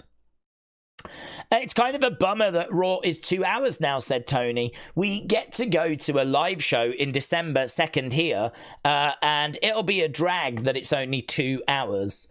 Well, you will probably get dark matches, and you'll probably get a little something before as well. I mean, you might get like a speed taping or something, so you'll get a little bit more if you go to it live. So, but yeah, I understand what you're saying. Like next year, people that go will get that little bit more. But I don't know. I just think like 2 hours for me is fine. I think that the booking of the 2 hour Raw hasn't been brilliant. And there's a lot of people now that want it to go back to 3. But when it was 3, there was a load of people that wanted it to go to 2. It's funny how certain fans forget when it was 3 hours that there was a big call for it to go down to 2, and now it's at 2, there's a call for it to go to 3. So for me, I've not forgotten that, and I think that you can make 2 hours work. I do agree with it going to 3 in the build to WrestleMania, but I really wouldn't be down on it dropping to 2 after WrestleMania. But to be perfectly truthful with you, I would really love a third main roster show. I think that a third main roster show could be supported. I think there's enough wrestlers to support another show and have that doing the rounds. So I would be a big advocate of that, but I don't think we're going to get that. But yeah, I don't know. I'm not really part of the campaign to take it back to 3, but I do agree with it going to 3 between January and like May. I do agree with that because the build to WrestleMania is going to warrant it. But I think once we get past that, I can understand SmackDown dropping back down to 2, and apparently that is the plan. What we do with Raw, I don't know. Whether that drops down to 2 again, don't know. Don't even know if they've made a decision on that yet. But I really think if you look at how well SmackDown was received yesterday, I think it shows that 2 hour shows are fine. It really comes down to the booking. And Raw for the longest time, I think like end of 90s to like 2012, something like this. I mean, that was 2 hours. Raw was 2 hours. It was a 2 hour show. So Raw has been 2 hours for a good long period, many years. It was 2 hours. I think there's a good conversation to be had about where we are right now, what it should be. And I'm certainly not saying that anyone that thinks or adamant that it should be 3 is wrong. But I think there's a good conversation that can be had. You can make the argument the roster now is too big for it to be 2 hours. That I think is a very fair argument. So again, I'm not down on anyone that wants to make that argument, have that conversation. But yeah, I've seen a lot of shows where you could easily have cut an hour and it would have been better. And I don't agree that you can't have a 2 hour Raw. I don't agree with that because I watched them back in the day. And I watched SmackDown yesterday that was a 2 hour show and it was great. So for me, it's the booking that's been wrong for Raw. But, you know, hey ho. It is what it is. They'll do whatever they want to do. I'll just ride with it. And, you know, we'll get what we get. But I am pleased it goes back to 3. I understand Tony feeling cheated as a result. But honestly, if it then dropped back down to 2, there wouldn't be too many tears from me. I've seen a lot of Raws where we could have shaved an hour off and it would have been a better show. I want to say a shout out to Simon E. Appreciate it, my friend. Said, I'm on here and I'm at the Daze channel at the same time. Simon E, shout out to you. Kipata says, same. AB Jobson as well. Says, howdy. I think that's everyone. But shout out to all of them. There's now 64 people over there waiting. There was only 20 before. Now there's 64. Amazing. Melissa, shout out to you, said you and Tommy are a funny duet when you guys are like this generation's Harold and Kumar. Your thoughts on who would be Harold, who would be Kumar? Do you know, I've never seen Harold and Kumar. I'm aware of the films. I have never seen the films. So I can't really comment as to who would be Harold and who would be Kumar. Yeah, I do love the Wrestling Escape Pods, and it is a never-ending battle to try and find humor, really. There's definitely times where we don't, and we go down a bit of a dead end, and so we, pivot. But there are times where we can find it, and sometimes, I always find, if you can find humor in something that's not planned, I mean, a lot of the conversation, I never talk to Tommy outside of the streams. I mean, really, outside of a, hey, how you doing? Have you had a good week? Yeah. Have you moved in? Yeah. I mean, I'm settled. Awesome, man. Okay, look, we've got X amount of people watching. Are you good to go? Like, really, that's all you miss out on before we go live. And afterwards, I mean, how quickly I have to get to NXT. It's literally, that was great. Have a good week, man. Boom, done. I mean, I'm not even exaggerating. That is literally the extent of the conversations. You see 99.999% of everything I say to Tommy on those episodes. So nothing's planned. So the fact that we're able to try and find some humor, and the fact that it comes organically, I think does provide some of the most satisfying moments. I think, it can be really exciting when you're like, oh, I think we found something here. I get excited by that. So I really love it. It's not a perfect podcast, because perfect podcast would just be hilarious all the time. There's definitely times we get a bit lost. But I think in order to find the humor that we do find, you do have to kind of go down some of those dead ends sometimes. I think you could make a really good compilation out of Wrestling Escape Pods. So yeah, he is really fun to kind of bounce off. And there's a good little community, I mean, that's over there that joins us each week. And even though it doesn't do anything like view-wise, there's never been a focus, honestly. We could have done so much to promote that show. Could have been making shorts, could have been sharing links, could have been talking about it in loads of streams. I could have been flipping sharing it on the Wrestling Daze channel. I don't even do that. So I'm not really bothered about if it works, if it doesn't work. I use it more just to catch up with Tommy and test myself, really, to see, can we find some humor. So I'm really pleased that there's people out there that get some from it. That's really good. TB060 said, Daze, do we think the Wyatts will actually do something with the law of the Wyatt family, Braun, Alexa, or will they go after people that treated their family wrong, or people that did Bo dirty? Well, I think it's an excellent question.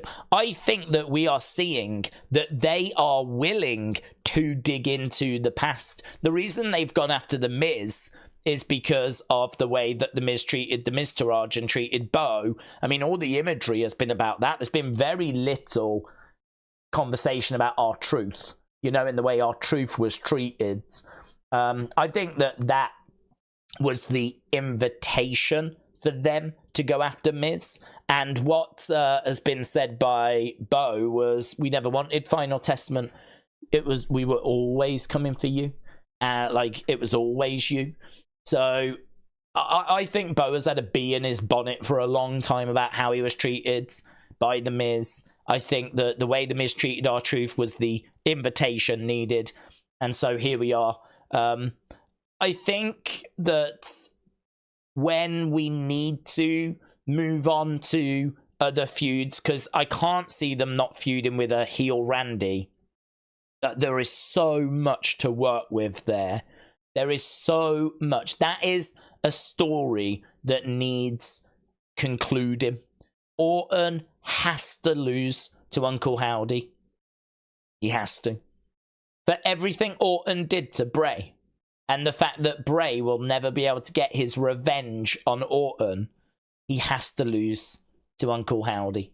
I mean, Bray lost to Orton twice at WrestleMania. He lost a championship to Orton at 33.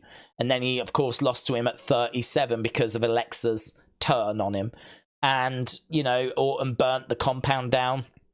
That was dramatic. Orton is sort of responsible for the breaking up of the Wyatt family because he got into the group and Harper was not happy about it. And so, you know, there's a lot that Orton did. And that one definitely feels like it's got to be on the hit list. But you can't do it whilst he's face. You got to wait for the heel turn. So that's one for the future. Just like The Miz, how we couldn't do it when The Miz was face. He wasn't the first target. Instead, the first target was Chad. Now that The Miz has kind of turned on R-Truth, that's our invitation to go after him. So we have. And so once Orton turns heel, boom, I've no doubt it won't be long. We'll be going after him.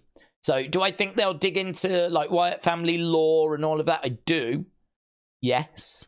I'm not sure about like we'll do anything with Braun Alexa specifically, but we've already shown that we will use the past, and that has been shown with this whole Miztourage thing. I mean, this is only their second feud after Chad and American Made, so I'm quite encouraged that we will use that past. It's not just going to be a case of going after people that have wronged their families.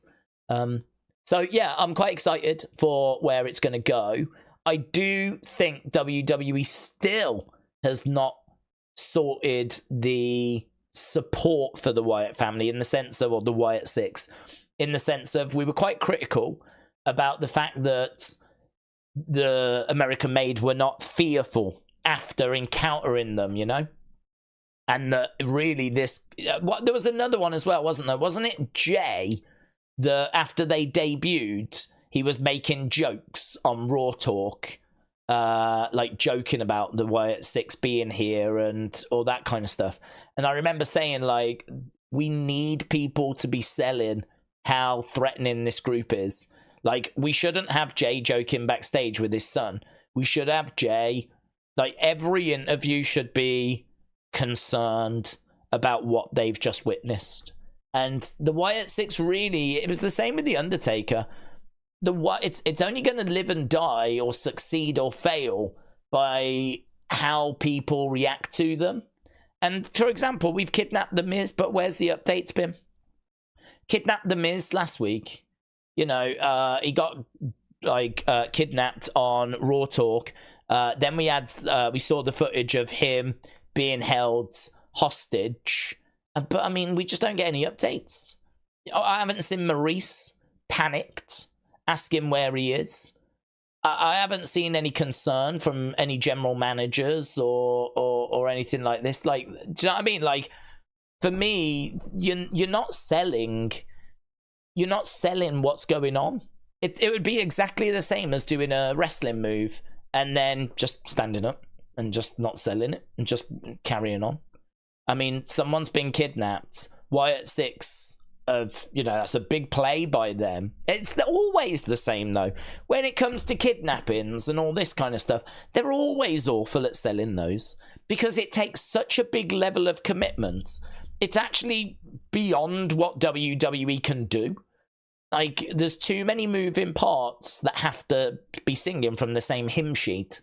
And WWE, unfortunately, is so big that they can tell a story, but really that story operates in its own segment, and that is its own world. And then really the rest of the show doesn't react because the next segment is, its own world, and the next segment is its own world. It's just all in a row, really. So if someone gets kidnapped in this segment, you don't really hear about it, or there's no repercussions in any other segments because the company is not really built that way, and it's not set up that way, and it's always been like that. And I wish that Triple H had found a way of tightening that and making it more... You could make this better. You could make this better. You could make all of this Wyatt Six stuff better. They are, a lot of criticisms that they're not on TV as much as people would like. When they are on TV, do you get enough satisfying stuff? I mean... the kidnapping of The Miz happened on Raw Talk. Why? Why was it Raw Talk? It was all of a couple of seconds. There's people in our community that say they only stay up to see Wyatt Six stuff. I mean, have they been served very well? So, you know, I do see the argument. I don't need them on the screen every week, but Bray had the Firefly Funhouse. And, like, that was a brilliant, engaging way of introducing the characters, introducing his worlds, him talking to us, introducing puppets, other characters, you know, developing some stories, little Easter eggs in the background. You know, we don't... What do we get out of the Wyatt 6? We get those VHS tapes, which have been good, but they haven't been regular. So, I don't know, man. I really like the Wyatt 6, and I think there's big potential there. And I'm not jumping off the hype train. I'm still fully on board.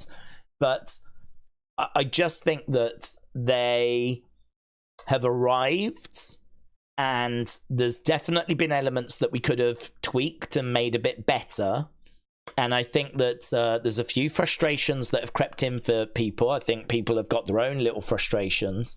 By and large, everyone's still on board.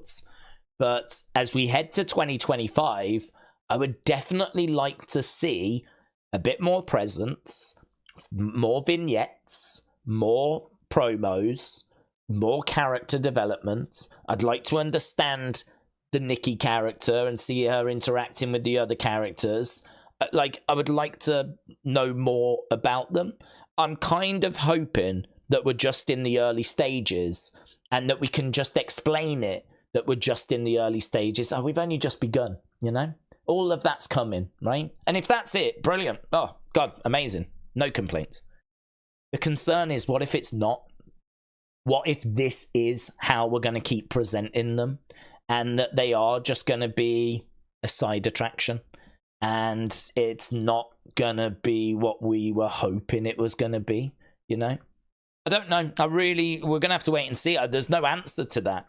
But I do understand the little frustrations that people have been getting. It's nothing crazy. It's nothing. We're still all on board.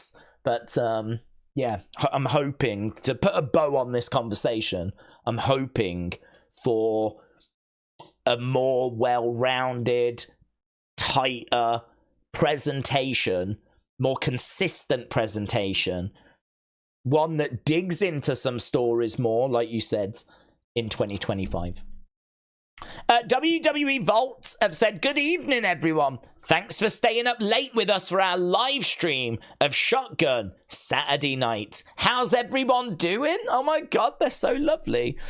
Just a reminder before we get action underway, please keep the chat fun, friendly, and on topic. We're all here to have a good time. So there we go. I agree, WWE Vault. And WWE Vault, you won't be watching this, but if you ever do, we love you, and you're doing God's work. So shout out to WWE Vault. Right, Daze, I think we're going to see the Wyatt 6 Final Testament at Survivor Series War Games. Yeah, well, maybe. I mean, they've not been putting them on PLEs. That's been another little frustration. I really thought we would get them at Crown Jewel in some capacity, because I thought the Saudis would have requested them, actually. So I was quite surprised we didn't get them at all.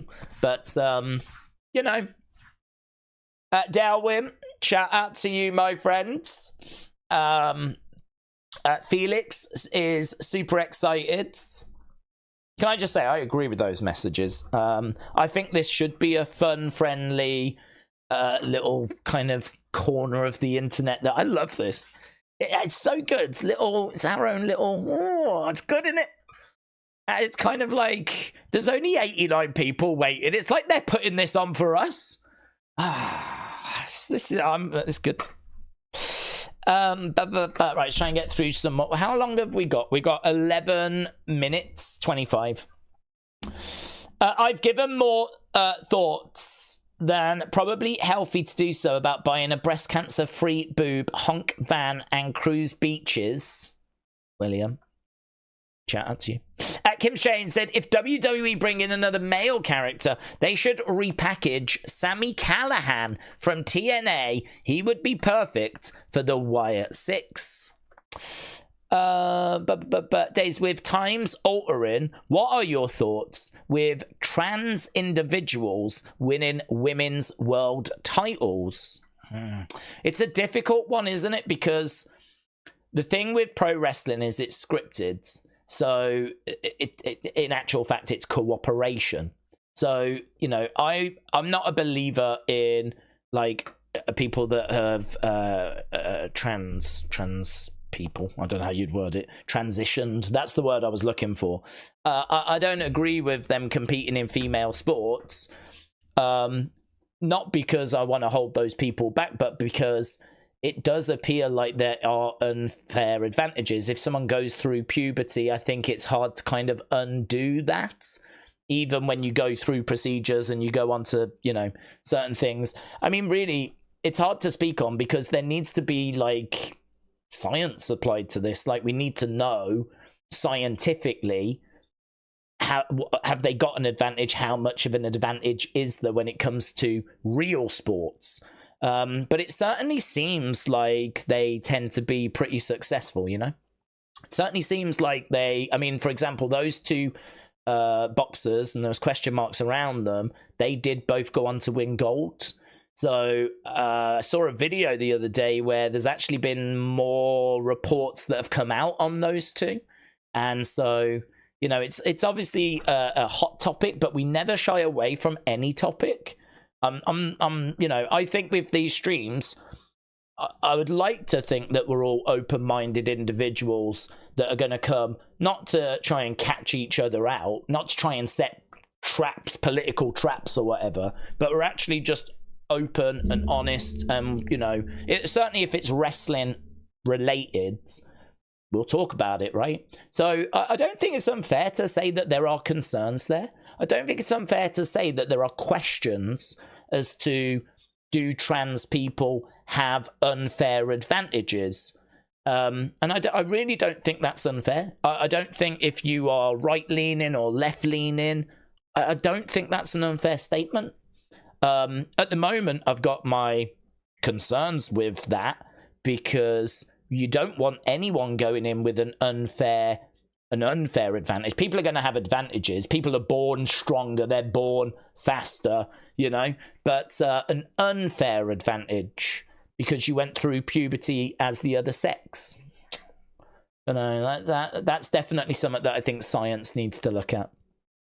Well, I don't have that data, so that's not something that we can really categorically say anything on, other than I definitely have questions around it, right? In regards to wrestling, it's scripted, it's predetermined. We've seen Nyla Rose in AEW, and she's competed in the women's division. She was born a man, and so, but obviously now identifies as female.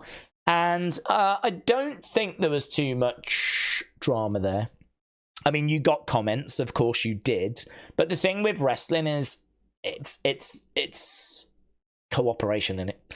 Like, it's predetermined, it's scripted, they're working together. You're not gonna get injured the same way as you would if it was a man versus a woman in a boxing match. You know, you're not gonna get injured in the same way you would if it's a man versus a woman in UFC.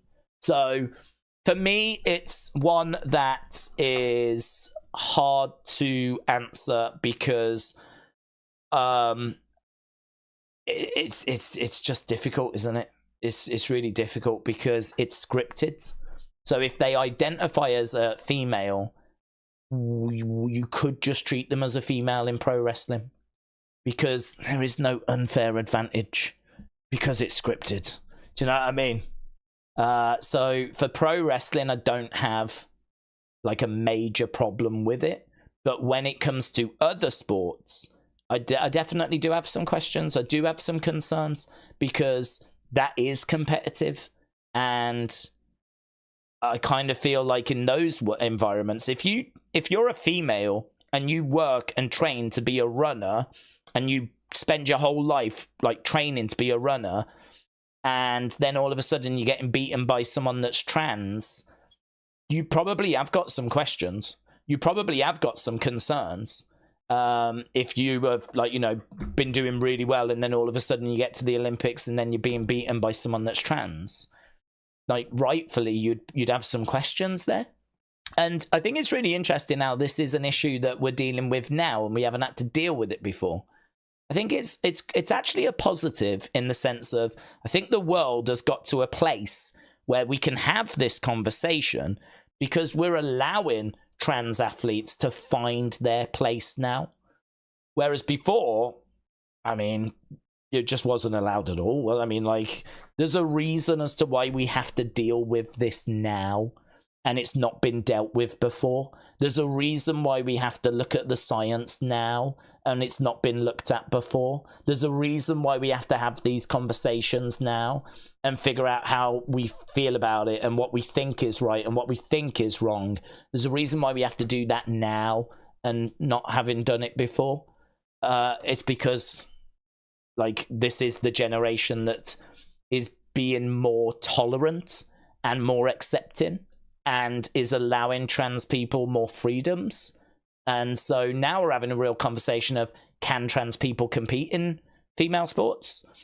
I don't think you would want them to compete in men's sports, because by taking what they've taken, they've now kind of disadvantaged themselves compared to, you know, men. So, you know, should there be a third category? But then is that disrespectful? So it's very difficult, isn't it? But what I would say is, in wrestling, because of it being predetermined, as of right now, I don't have a problem with trans people being in the gender that they, you know, are identifying with.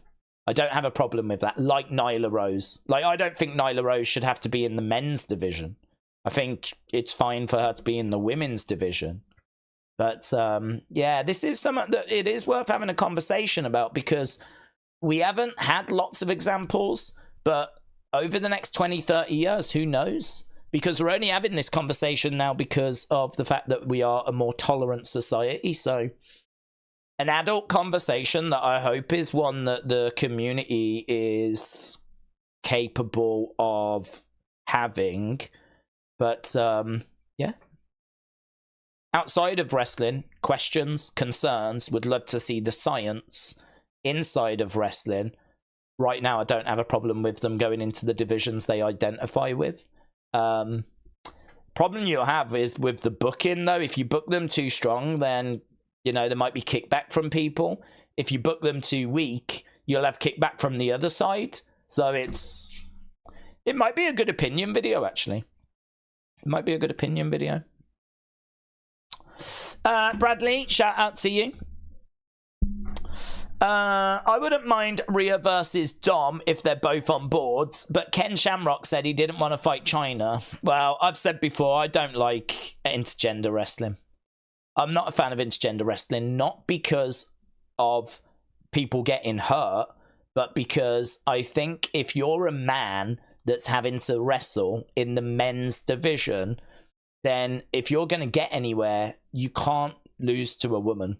Like, a man is, you know, stronger. I mean, they should be stronger. They should be faster. If you look at how quick a man can run 100 meters compared to a woman, or 200 meters compared to a woman, you know, like a male wrestler that has been deemed good enough to get to the highest level in professional wrestling, the highest level should surely be WWE. So if you've been able to get to that level, you must have something about you. So in order for you to get to that level, you must be one of the best male wrestlers. Otherwise, why are WWE interested in you? And so for you to get to that level, you are having to compete against some of the other best wrestlers in the world. These are the best male wrestlers and female wrestlers in the world. That's what WWE would say. So why would I want to see a male wrestler lose to a female wrestler? Like, that does not help that. It might be a boost to the female wrestler because she's just beat a man. She looks like a badass. But no one ever really talks about what this does to the guy and how that's going to be hard for him to kind of bounce back from. And how do you take him seriously against other guys in the division that he competes in if he then loses to a female, you know? I mean, listen, there are clearly females stronger than males. I mean, pretty much every woman on the roster would destroy me. But I ain't a WWE superstar. So that's where the argument gets flawed. You know? I'm not trying to be a WWE. I'm not one of the best male wrestlers in the world. So, yeah, it's a very difficult one. WWE are uneasy with it because we don't do it. I mean, you can... It's once in a blue moon that we'll do an intergender match. And if we do it, it tends to be a James Ellsworth type, you know, who ain't going to be competing. I mean, he was a jobber. He was an enhancement talent. I mean, I don't really have a problem with that. I don't really have a problem so much with that because he ain't going to get anywhere. But, like, if you've got someone that has got a bit of a future, like, Dominic could get somewhere, you know? I don't know that I want to be seeing Dominic, like, struggling up against Rhea Ripley. I just don't think that's a good look for Dominic.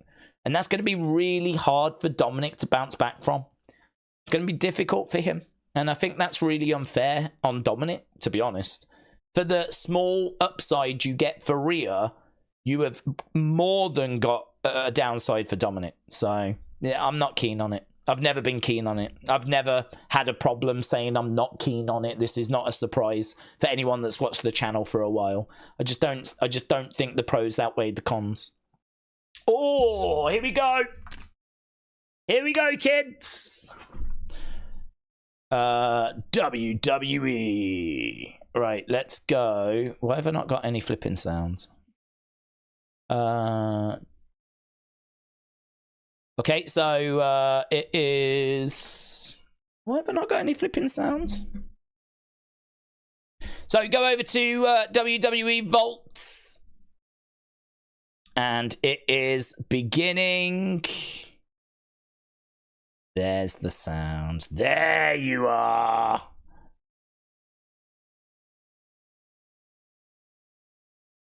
Vince. Tonight, the man from the dark side goes one-on-one for the Intercontinental Championship. That sounded like Sunny. We're at Penn Station. It is is it Triple H first, actually? Shotgun Saturday Night. There we go. Look at this. The ring is in the foyer area. So, Godwinns against Nation of Domination. Look at... So, Nation are coming down the stairs. This is so good. Yeah, I mean, that is one hell of a commentary team, isn't it? I'm guessing this is Vince and Sonny. I don't think we've... Domination.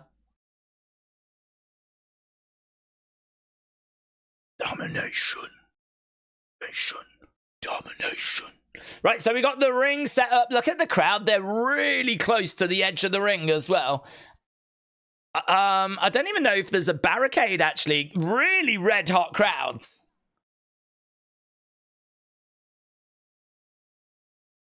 Godwinns are already in there. Yeah, Phineas did have a thing for Sonny, didn't he? Vince and Sonny on the commentary team.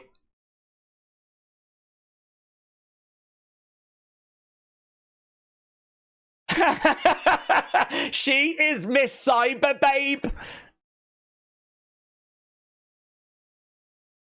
Vince saying that Sonny is Miss Cyber Babe.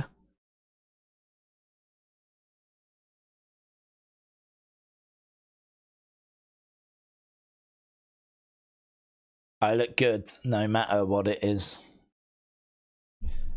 Not sure this show has aged that well. Sonny and Vince comparing their rap sheets, said Manny is ballin'.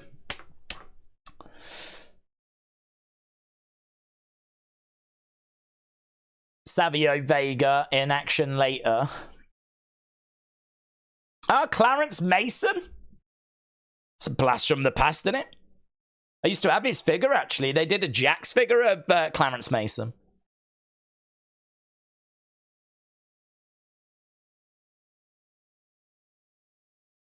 Look at their scripts. It'd be great to pause and have a read of what's written on those pads.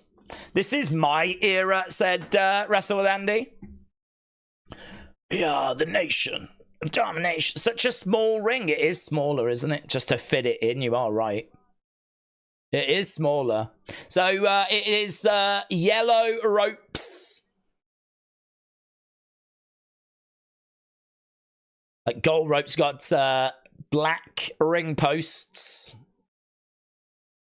97 is such an exciting year. 96 and 97, both of them actually were...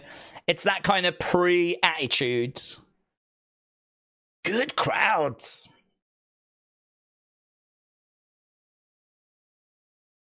I can't make out what they're chanting.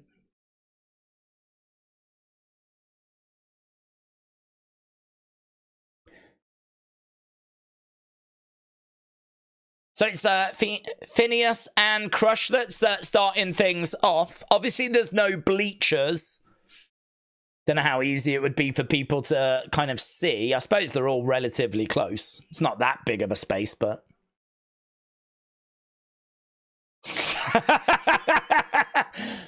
Spits in the air, and as it rains down...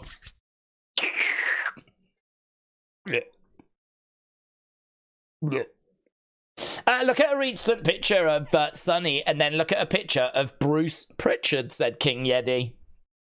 Amin said, do you still acknowledge the OTC? I acknowledge Sami Zayn. Chavi said, I think that's a bigger crowd than AEW Dynamite. Kim Shane said, Nation of Domination are PG-13. Leading them out with Karma Mustafa. Against the ropes goes Crush. Shoulder tackle down goes Phineas. What did that dude have in his hands? Nice. Hip toss going over clothesline.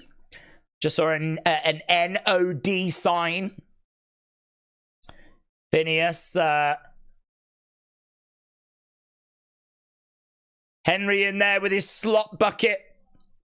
That story about when they slopped Sonny and they left the bucket in the men's changing rooms and the guys were filling it with whatever you could imagine. They were adding to it. Yeah, Todd was like heel here.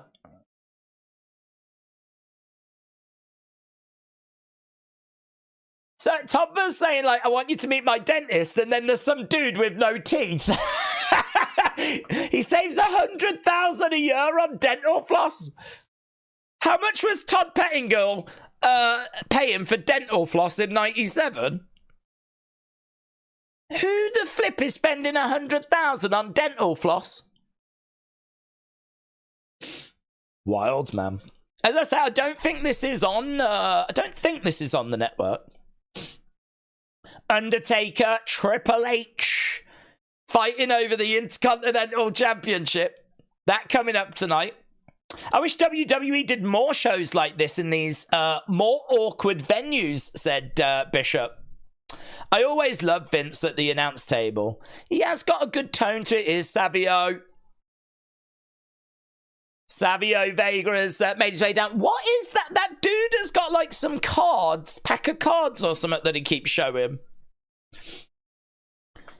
There is no room around the ringside area, is there? We'll be right back.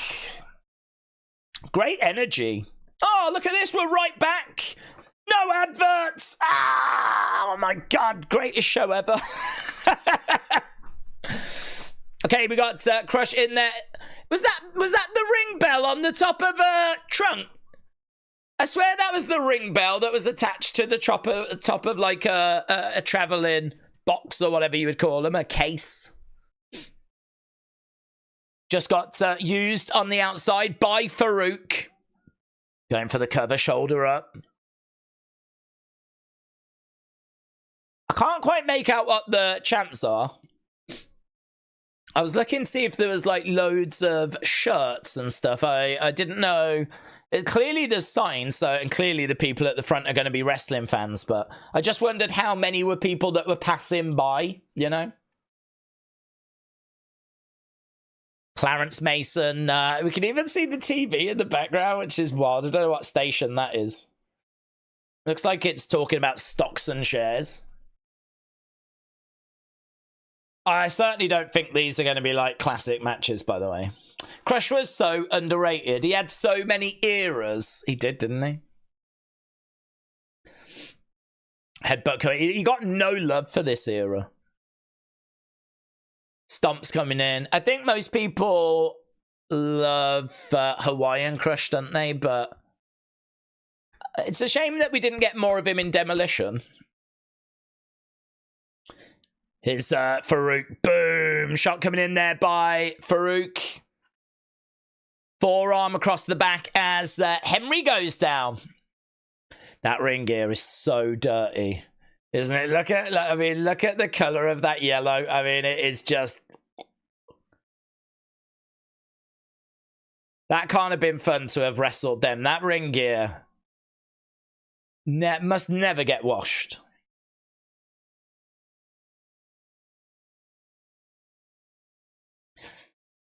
Trying to get over here. Henry Godwinn. In comes Crush. Stomping away. The timekeeper at the time is the referee. Is he the timekeeper as well? We just ain't got enough room. The commentary table. Vince and Sonny are sat right there. I wouldn't have been surprised if they were in a truck. Do you know what I mean? Like doing the commentary from there. But they are at a table at ringside. Clothesline, double clothesline, both go down. I wonder if it looks like that. I bet it probably does, doesn't it? Penn Station. The shirts didn't breathe. Hold all the smells in, said Tony. Henry makes the tag. It's really not hard to make a tag in a ring of this size. I mean, literally, wherever you are in the ring, you could probably put your hand out and make the tag. Phineas with a slam there on Crush. Now he picks up Farouk. Boom! He gets slammed as well. Savio watching on the outside. Against ropes goes Phineas. His leg is grabbed by Savio Vega. Savio is grabbed. There they are, look, right at ringside. It's all breaking down. All four guys are in there. Farouk with a clothesline. Phineas goes down. 1, 2, 3. And there we go. It's a win for Nation of Domination. Get your scores in. Let's get in our match scores. What did you think of that? We'll do match scores for these. Oh my god, guys, we are flipping reviewing 1997 matches. I am so here for this. Domination. We are the nation of domination. Hello, we got a limo.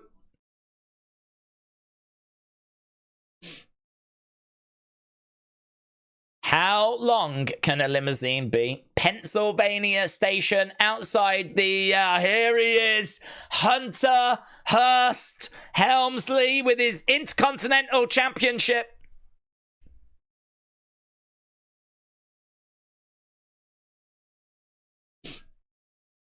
You could lose it tonight. So Triple H makes his way inside the station. We got the camera there. He is at the top, holding up the championship. He's at the top of the stairs, making his way down. It's quite an entrance, isn't it? Look at this for an entrance, right? Coming down a flight of stairs. Look at that shot! Oh my God.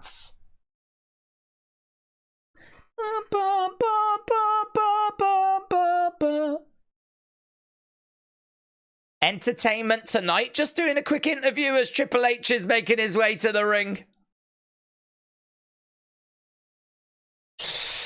Amazing. I just don't know how to rate these matches, says Alan. I don't disagree, to be honest. It's a tricky one, isn't it? Thinks his pits don't stink. Here we go. The gongs have sounded. Imagine being in this flipping crowd. Imagine being in this crowd. The gongs are going and the Undertaker's about to come out. Oh my God. If you have just joined us, there he is. Undertaker is taking the escalator. Oh my God, that is such an Undertaker move if he does. That way he doesn't even have to walk. His entrances are always so slow. Imagine him slowly. He can put his arms out like that as the escalator is like bringing him down. Oh, he's walking on the escalator. What are you doing? You should have put your arms out and let the escalator bring you down. Oh, that would have been so good. That would have been so good. Undertaker. I think he's took a wrong turn, to be honest. Somehow he's found himself in the flipping crowd. He's having to fight his way through. He's botched it. He's barred. Just as he gets in the ring, we go to commercial break, but we're back from commercial break. Undertaker in the ring right now with Triple H. We are underway with match number 2.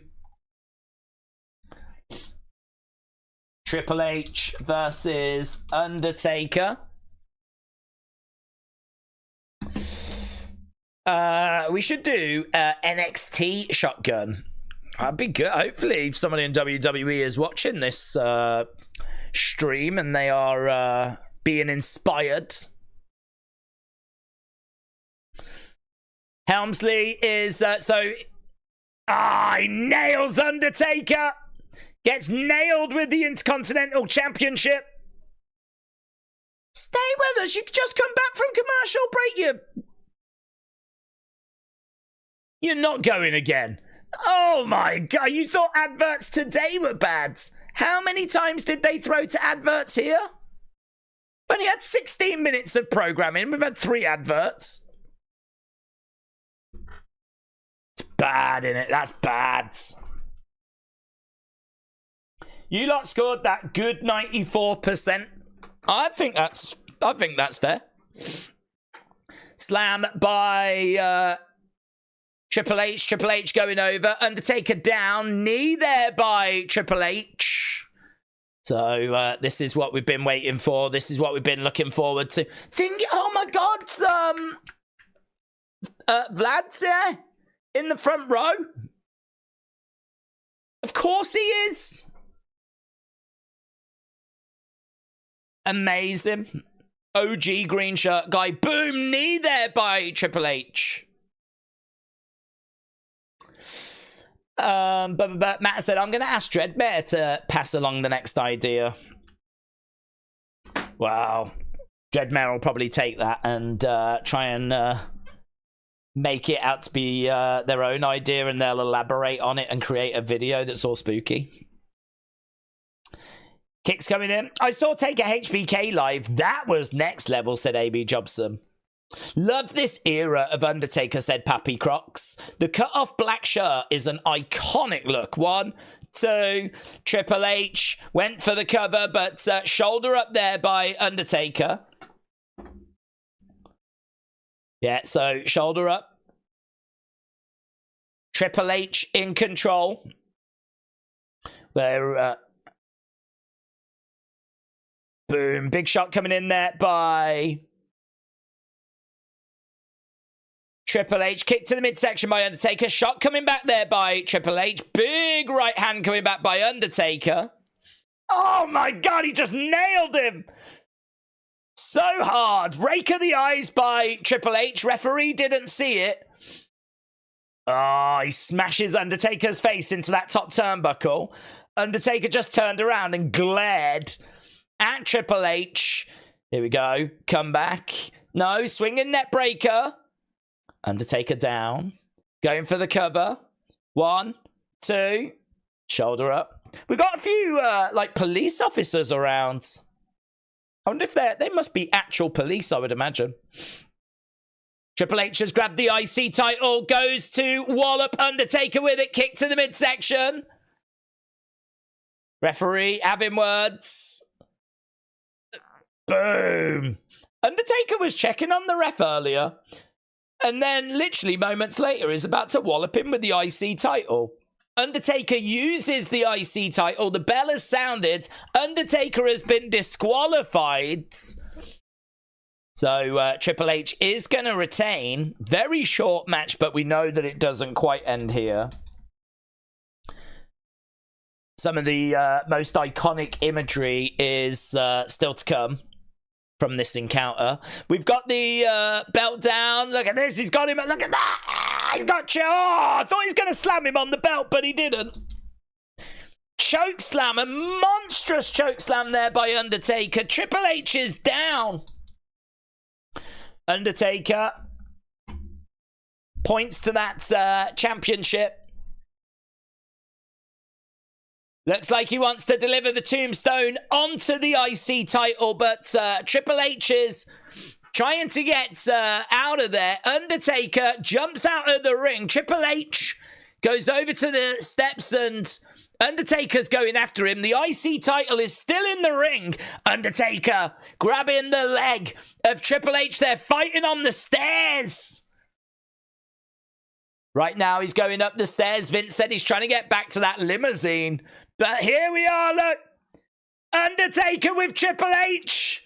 He's going to do a tombstone on the escalator. Boom! And he does! Tombstone! Triple H lands on the escalator and down he goes. Taking a ride. Oh, look at this. Slumped. Slumped. Oh, my God. So good. That is so good.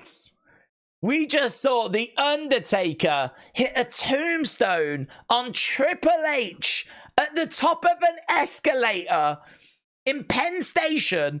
And then Triple H is like out and slumped as he takes a ride all the way down. But no way wrestling is this fun anymore. So good. So good. Watch your hair, Triple H said. So that's really good advice, actually. That's really good advice. That IC title is still in the ring. Where is Todd Pettingale? Can you see me now? He's in the crowd, apparently, somewhere. There he is. EC dub chants. Sign saying EC dub rules. Vince is like, what a great camera. Oh, a bit of shade from Vince. What a great camera shot we've got. Aldo Montoya. I always liked Aldo Montoya, you know. We're moving on. Oh, my God. That choke slam was gnarly, said Wrestle Night. It was good, wasn't it? Really fun. Savio Vega hates car jokes. He's about to get into the ring. Aldo Montoya is in there. Well, this thing's only been going 20-odd minutes, you know. We've had a tag match. We've had Undertaker Triple H. We've had that iconic moment with the escalator. Now we've got Savio Vega and Aldo Montoya. God, this channel's a treat, isn't it? Yeah, he would go on to be just incredible, of course. Daze hates car jokes. I hate all jokes. I hate any joy. Right, the bell has sounded. So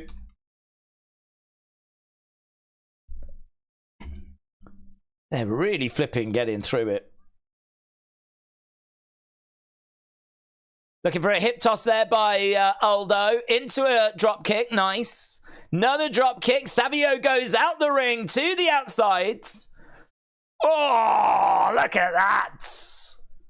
Aldo Montoya going over the top, landing on Savio. Aldo, big crossbody, yes! Let's go, man. Doing it in the world's smallest ring in Penn Station. Amazing. Right, we've got Savio over the other side. We're speeding through this show, said Jay. We are, aren't we? I forgot that Montoya was just incredible, said Mayor Pete.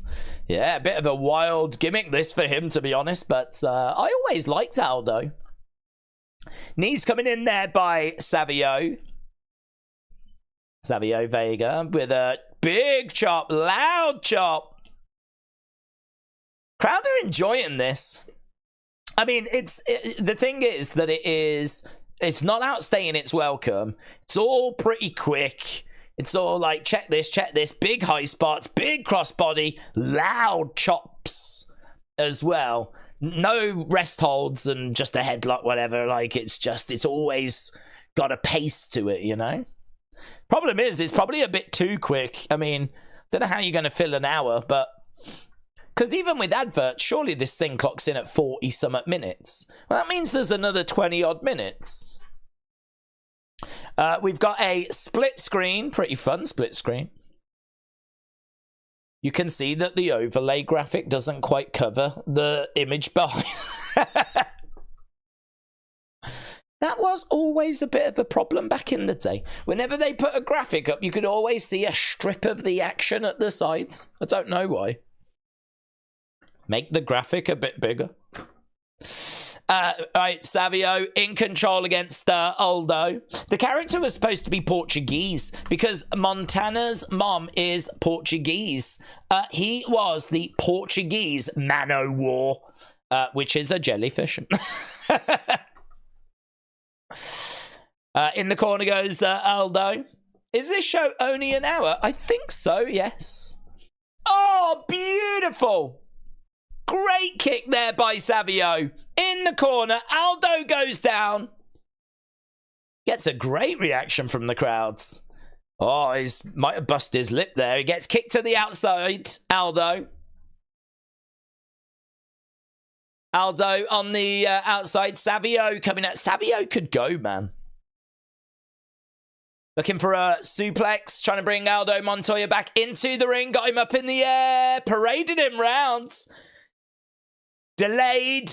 Vertical suplex. Yes. Very good. Very good.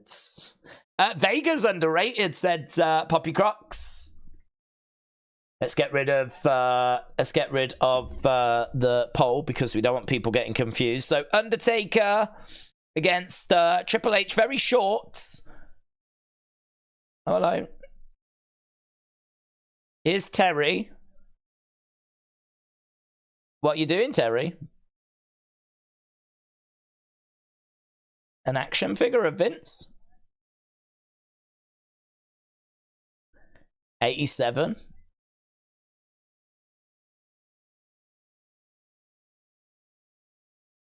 You were 40 back then?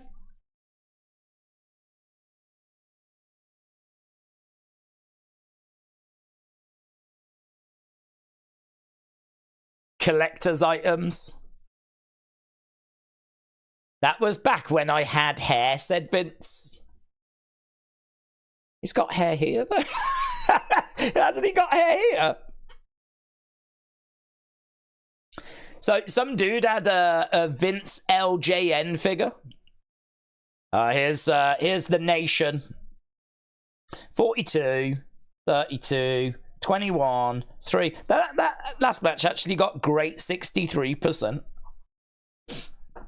Okay, Nation are making their way down. There's chops coming in. We go to commercial break again. Don't you ever complain about commercial breaks when we've seen what it's been like here. It's been horrific. Feel like we've had as many commercial breaks in a 3-hour Raw as we had in this.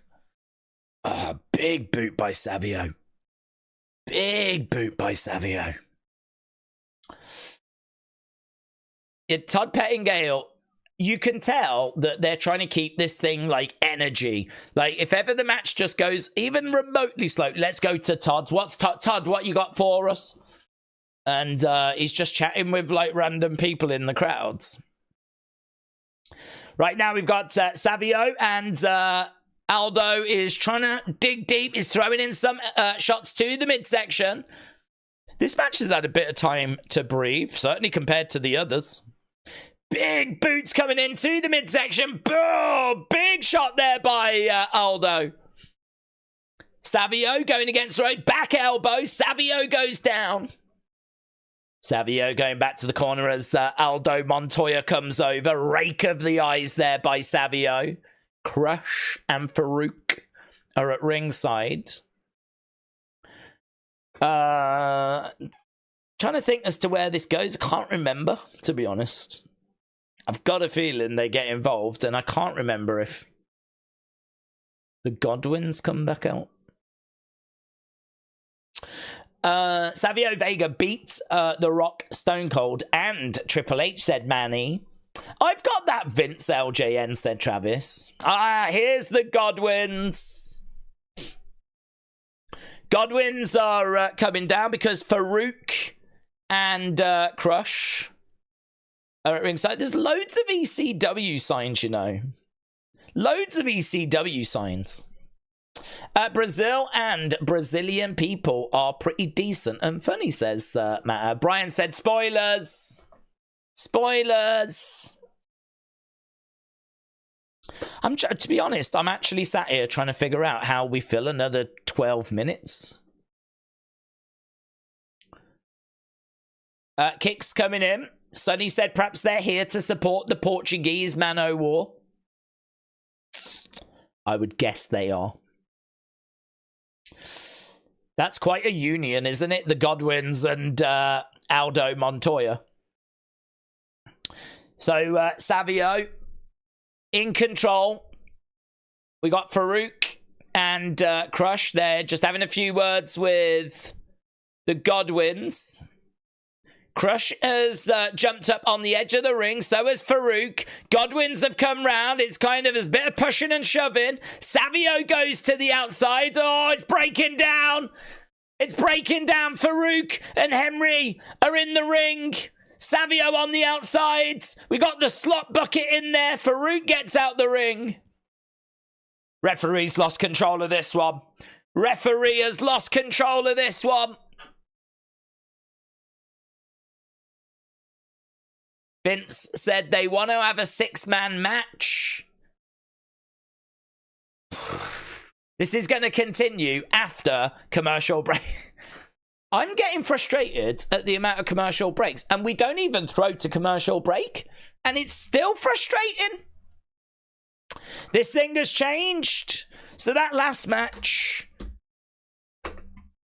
I mean, I don't think it concluded. We've actually now evolved into Aldo and the Godwinns versus Savio. Nation of Domination. This is like using your bone crunchers in your Hasbro ring. Yeah. They were bigger, weren't they, than the Hasbro figures. Boom. Right, we got Crush in there with Aldo. So here we go. Well, technically, match number 4. The job wins, said Mayor Pete. Nowadays, we're stuck with Cody in a boring suit, said Brian. Oh, no. For the last 20 minutes, they just pan over to the news in the background. Huh? This witch stole my man. We've got an argument. Hold my... we got a cat fight. We've got 2 fans going at it. This witch stole my man. I want to get her in the ring. Oh, scrap this. Scrap this. No one wants to see this 6-man. Get them in there. Oh, yes. Man on a pole match. Oh, grabbing her hair. Let's go, man. I mean, that didn't... Hell is going to break loose. I mean, they were laughing after, so I'm pretty sure they only staged it for a fun little moment, but I was right there. I was invested. I was on board. I'd picked my side. Aldo goes down to his knees. Savio is in there with face first. Aldo Montoya goes into the boot of Crush. They're showing Clarence Mason. Backbreaker to Aldo Montoya.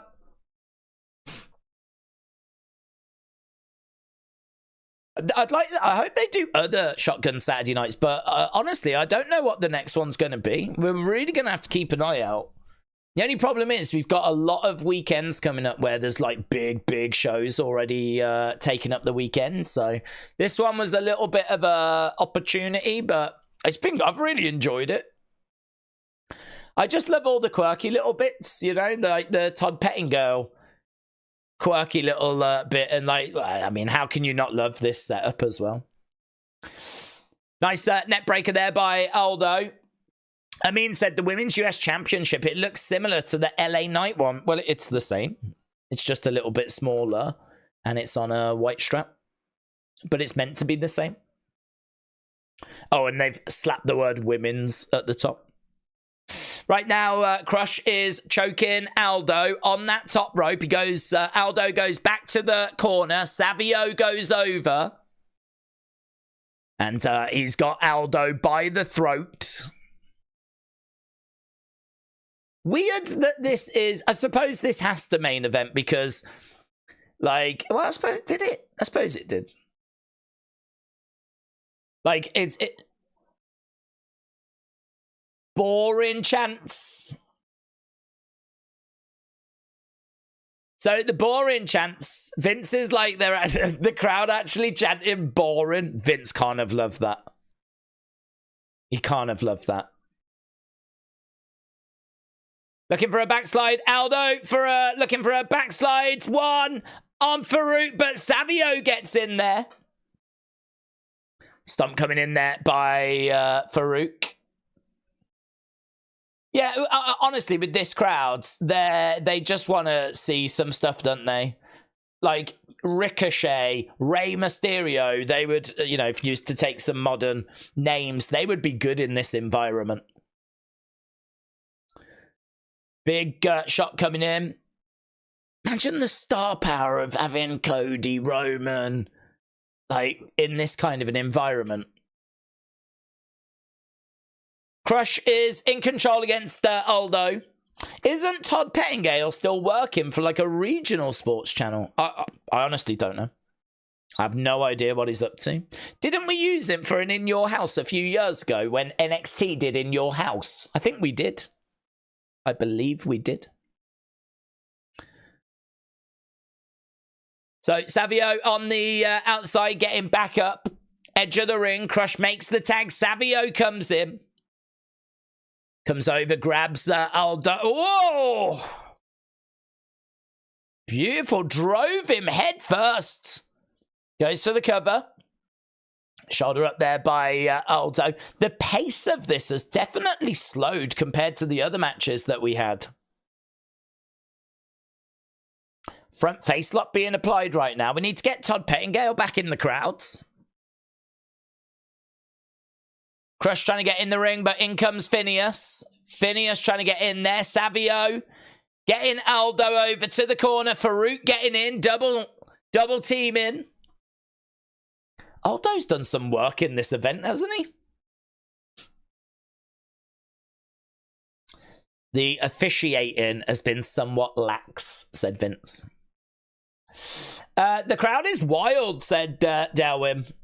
WWE Vault are taking suggestions. I don't actually have the chat open, unfortunately. I should, but I've actually got it full screen on my screen, so I can't see. Slam there by Aldo. Aldo going to the outsides. Aldo is perched. Missile drop kick there by Aldo. Down goes Savio Vega. Everyone gets in the ring. Oh, my God. We better not throw this out. I've just watched a singles match that got thrown out. Imagine if they just throw this out as well now. Savio's on the outside. There is slop in the slop bucket.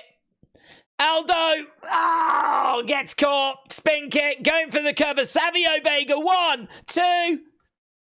It's a win. Is that it? No, there's the bell. It is a win for the nation of Domination. What are we doing now? Who knows what's going to happen? Shotgun Saturday Night continues.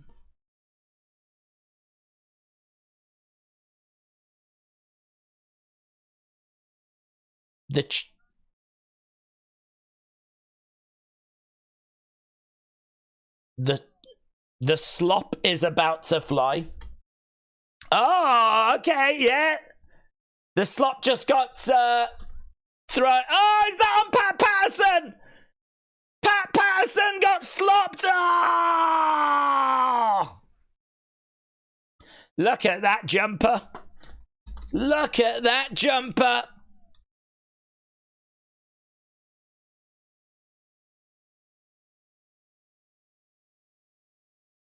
You think it's funny? How about I come down and give you a kiss? Pat Patterson and his beautiful jumper. Look at that. They could sell Pat Patterson jumpers. He doesn't even know what to do, does he? He's all lost. That was the first Intercontinental champ. Daze, Savio was trying to put on a 10-star fight, said Melissa. Yeah, that was the best moment, wasn't it? That's why it's like the iconic moment you think of when you think of this show. Where are we going? Todd Pettinger, what's he got now?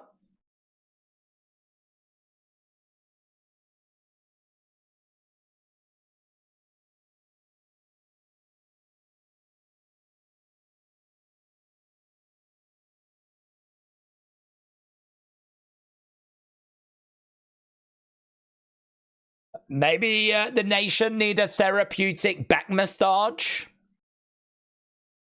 Austin 316 sign.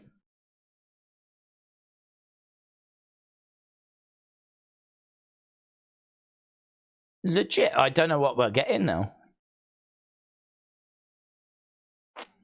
We're just seeing the crowds.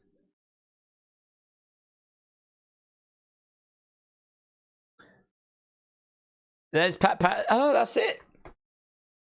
I didn't know what was next.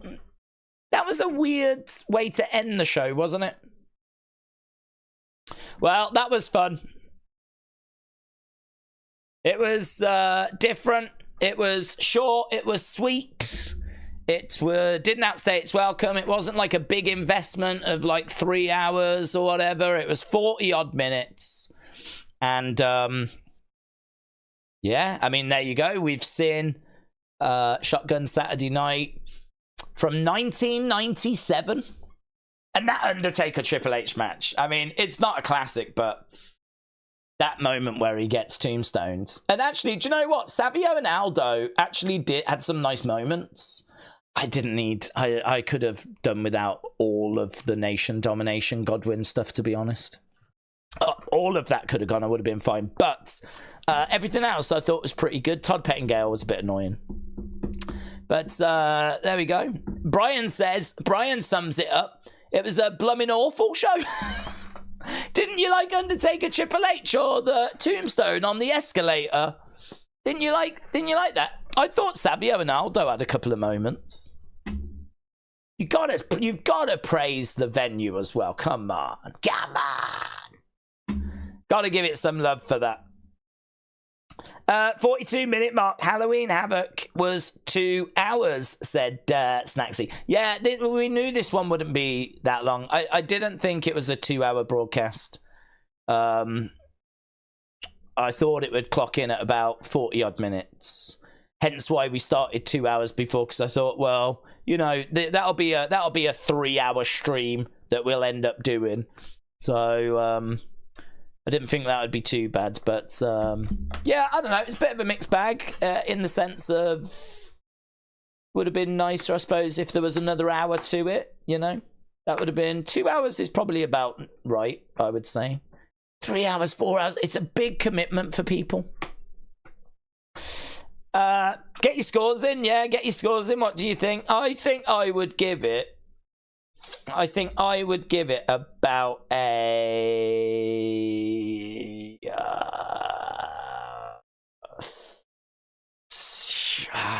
I'm thinking a 6.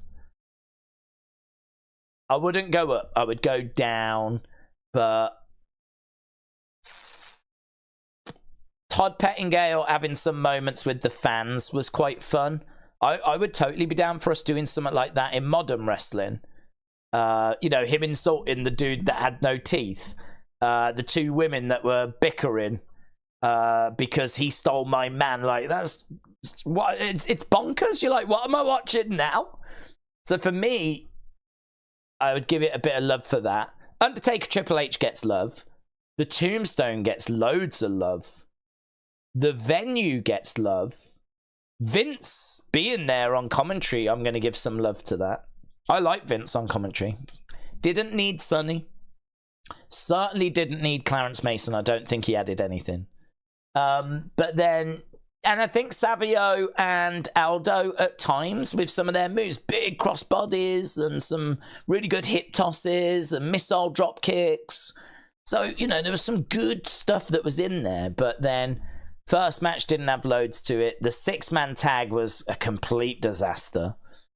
The slopping of Pat Patterson, it was all right, whatever, you know. It didn't really slop him that badly. And I think that one of the problems is you look back on these shows and there's just a lot of like, ooh, you know. Pat Patterson in 2024. Don't know what people think about him with all the kind of allegations resurfacing. Vince in 2024. Sonny in 2024. Oof. So yeah, I think I definitely got something from it. I definitely enjoyed watching it. I'm feeling in good spirits. I'm going to give it a 6, but I think the 5.5s, I could go there as well, yeah. I could go 5.5. I would go down rather than up. I would go down. But for all the reasons I've just listed, this is why, for me, this was not a disaster at all. Tom said it was absolutely insane seeing them downstairs at Penn Station. I never knew that they'd done a show there. I've been there so many times growing up in New York. That's not a place for you want to show, said Tom. That's so cool, Tom, that you grew up in New York. You know that station and you didn't know they'd done this event there. To be honest, there's so much that WWE have done. I mean, this wasn't a one-off. It was a one-off there. I don't think they ever went back. But Shotgun Saturday Night was a series where they actually went to lots of different places that were not normal venues. So, for example, Shotgun Saturday Nights. Can we get a list of the... I think there is a list of the episodes. There's one where it's Goldust against the Sultan, and apparently Marlena jumps on the edge of the ring and takes her top off. She's got her back to the camera, and apparently her boobs are up, but she is wearing I think they call them pasties, so that her nipples are covered over. I said the word nipples. So I'm definitely down for that next week. Yeah. So WWE Vault, if you're watching, yeah, you know what to do. You know what to do. We're all friends. We blooming love you here as well. Doing great work. I want to have a look at the that I saw an episodes list before that told you all the venues, but I don't know if I can find it now. Full episodes. That is a playlist that someone has uploaded.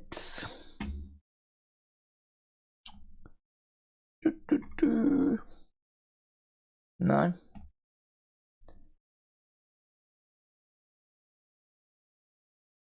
There was episodes. Oh, I found it. Here we go. Nightclub. Let's flipping go. Right? And I think these might have been with midgets, or do we call them little people? I don't know. But Jim Cornette's there. So that was January 4th, 1997. The one we've just watched is this one, look, Penn Station, from February 8th. So this was episode 6. So we'd been in Mirage nightclub, right?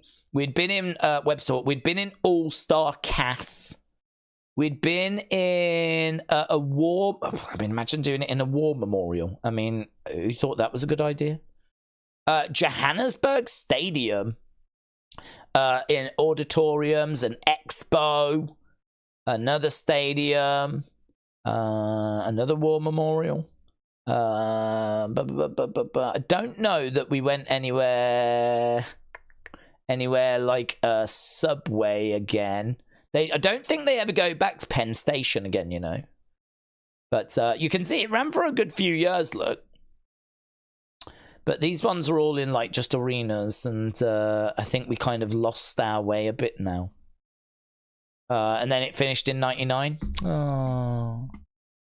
Oh. But I don't think these are on the WWE Network. If we go WWE Network... I've never actually... I don't think I've ever searched. I've never watched Shotgun Saturday Night on the network.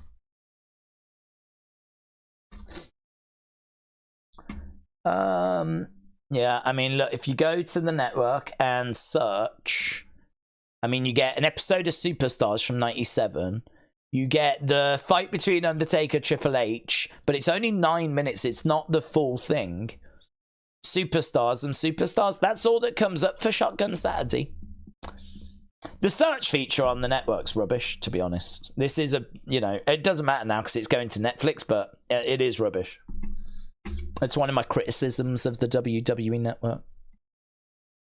So if ever you find yourself like, oh, I really want to watch that Triple H Undertaker thing again, you probably could find it on Peacock. Oh, Deadman says nipples, puppies. I saw a house show in Indiana in '94 in a gym. Bret Hart was the main event, said Nathan. Melissa said that word is offensive now. They go by little people.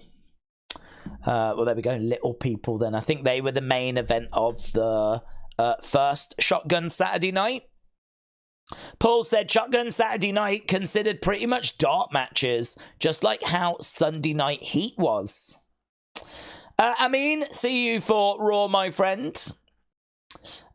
This is the one where Cornette ends up running down the street, said Deadman Talking. Joseph said, how you doing, Daze? You've helped me over the past year and the community, and I appreciate you all. Aww. Joseph, shout out to you, my friends. Yeah, we're gonna just stick around for about 7 minutes.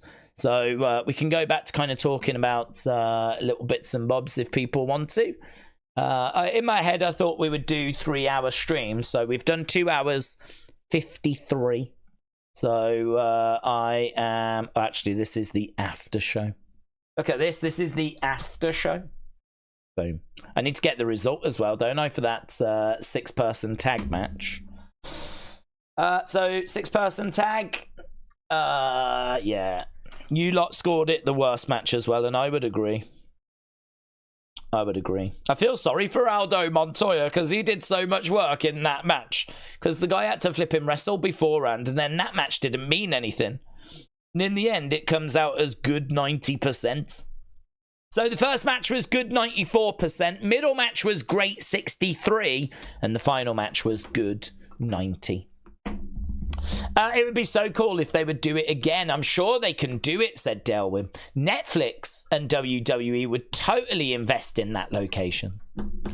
Thanks for pulling that up. I didn't know a lot about Shotgun. 97 was one of those years that I had stopped watching, says Tom. Yeah, I understand. I mean, like, WWE went through a really bad period, 95 in particular. 96, I think you start to see a few shoots. 97, I think, is actually a really good year. 97, if we look at the 90s in particular, I think it is a really good year. I really enjoy 1997. They came out with a brilliant DVD set, actually, which is, I think, called The Prelude to Attitude, and that focuses on 96. 97, it's, you know, it's you can see where it's kind of building. You can see the pieces kind of coming together for what would be the Attitude Era, but it's not there yet. So yeah, it's this weird in between New Generation and Attitude. Doesn't really fit into either box. So it's a really fun year to revisit, actually. After show, everybody, it's the after show. Are you happy or you sad? After show, everybody, it's the after show. What is your Survivor Series dream team? You should tell Tommy in the Wrestling Escape Pods what his team is, and we would see who would win, said Melissa. Oh, that sounds like too much work. In regards to like a dream team, I don't know, you'd go for all the big names, wouldn't you? I mean, it's hard to not go for, you know, a Roman, a Brock, a Cena, a Randy. I mean, those would be the names that would come to mind. You could always theme teams, and we've had those conversations before, you know, what would be your dream worker Survivor Series team, your high flyer Survivor Series team, your Attitude Era team, your Golden Era team, blah, blah, blah, blah, blah. But I mean, you know, I would go with someone like Brock in there, definitely. And probably be going with someone like, well, it's hard. I mean, I'd want Bruno in there. Bruno was so dominant in his time period, but I mean, I don't even know who they're facing. So, you know, Bruno, how would Bruno do if we took prime Bruno and dropped him into the modern world? You'd probably want Andre as well. Andre, Bruno, Brock. Hard to not say Roman after his dominance. Stone Cold would be tricky to not have as well, wouldn't it? Stone Cold would be a good one to put in that team. So I'd be thinking something along those lines. Brock, Bruno, Stone Cold, Andre, and maybe Roman. It'd be a toss-up between Roman and Cena. Because if you have Super Cena, he won all the time.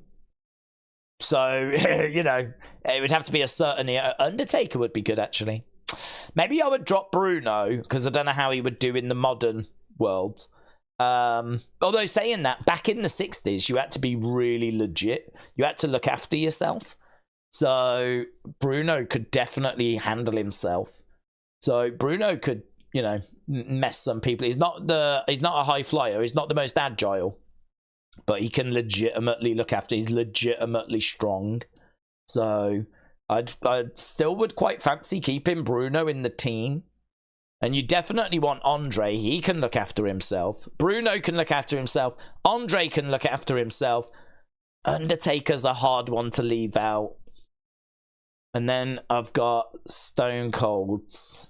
That's hard, because he always wins. But those are the kind of names. Those kind of names that I'm floating around. Paul Carpenter said, I had no idea that I was here that long, says Paul. Well, look at this. That's how it should be. That sort of suggests that it's gone okay. So I'm very grateful for that. Daze, slight change on Melissa's question. What members of the community would you choose? And who would you select for Tommy? Oh, I don't know, because I don't know enough about the community, do I? I mean, I'd be thinking maybe like Kojiko, because he would just confuse the hell out of the other sides. So, because Kojiko confuses the hell out of me. So, I feel like there's very little to work off when it comes to choosing community members, because there's only like certain conversations I can draw from. But like Kojiko is confusing.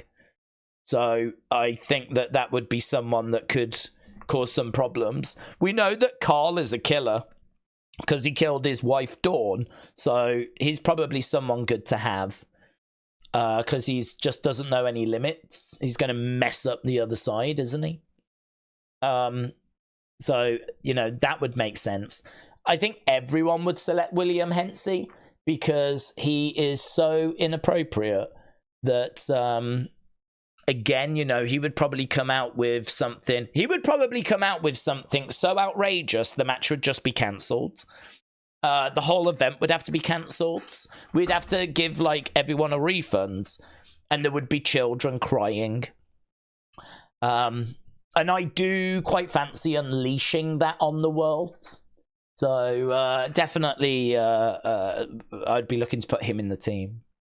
But, really, I mean, it gets harder, really, because then, you know, you're having to try and recall certain conversations where people have kind of shown anything that you think you could use as part of a team. Most people are too lovely to make the team, is the truth. Most community members are all like, oh, I really love this community, like, really enjoy hanging out here. So how can I pick those people to go into a killer team? Hey? How can I pick them people? So, I don't know, hard, difficult. I'd be, but those would be a few names that would be in my mind. Nathan said, I think people forgot the travel that the wrestlers had to do back then. Kevin Nash talks about A-towns and B-towns. A-towns were the big cities, places like Highland, Indy, where they would drive. How would you book the Bloodline results? What team would win, said Bradley. Edward for the boxing, said Russell. Oh, that's a good shout. Edward for the boxing, that's true. In fact, I might only need Edward because we could just put him in there and he could mess everyone up, couldn't he? That's true, that is. Edward for the boxing has to make the team. The Bloodline story. Yeah, Bloodline story. I think I would have the OG Bloodline win at Survivor Series because I don't think they stay together very long. I think that Jay has got an opportunity to go off and be a world champ. I think Sammy will hopefully have an opportunity to go off and be a world champ. And I think that, like, I don't think 2025 is just going to be OG Bloodline. So I definitely think we keep them together for a bit. So I don't think it's Survivor Series and we're done. But I don't know. It's going to be really interesting to see where this story goes. Rumors are Solo Roman at WrestleMania. So maybe we keep them together till WrestleMania, but I would not be shocked if after WrestleMania this is done, you know? So with that being said, I kind of feel like OG Bloodline getting the win means that Timu Bloodline won at Crown Jewel, OG Bloodline win at Survivor Series. It sets it as 1-1, and then of course we can find a rubber match, find a match to kind of determine who takes it. Whether we do that at Rumble, probably not, but we could. We could. But rumors are Roman might be in the Rumble. I don't think he needs to be. Because, I mean, at the moment, rumors are Roman against Solo, so why don't we do Bloodline at the Rumble one final time? Hard to do another match after War Games, though, isn't it? War Games really should be the blow-off, I suppose. But that would make it 1-1. If you could find a way of booking a match that's like, this is the decider, I think people would be okay with that. It's hard to book another match after War Games, I do agree. But, you know, that's when Solo can say it's 1-1.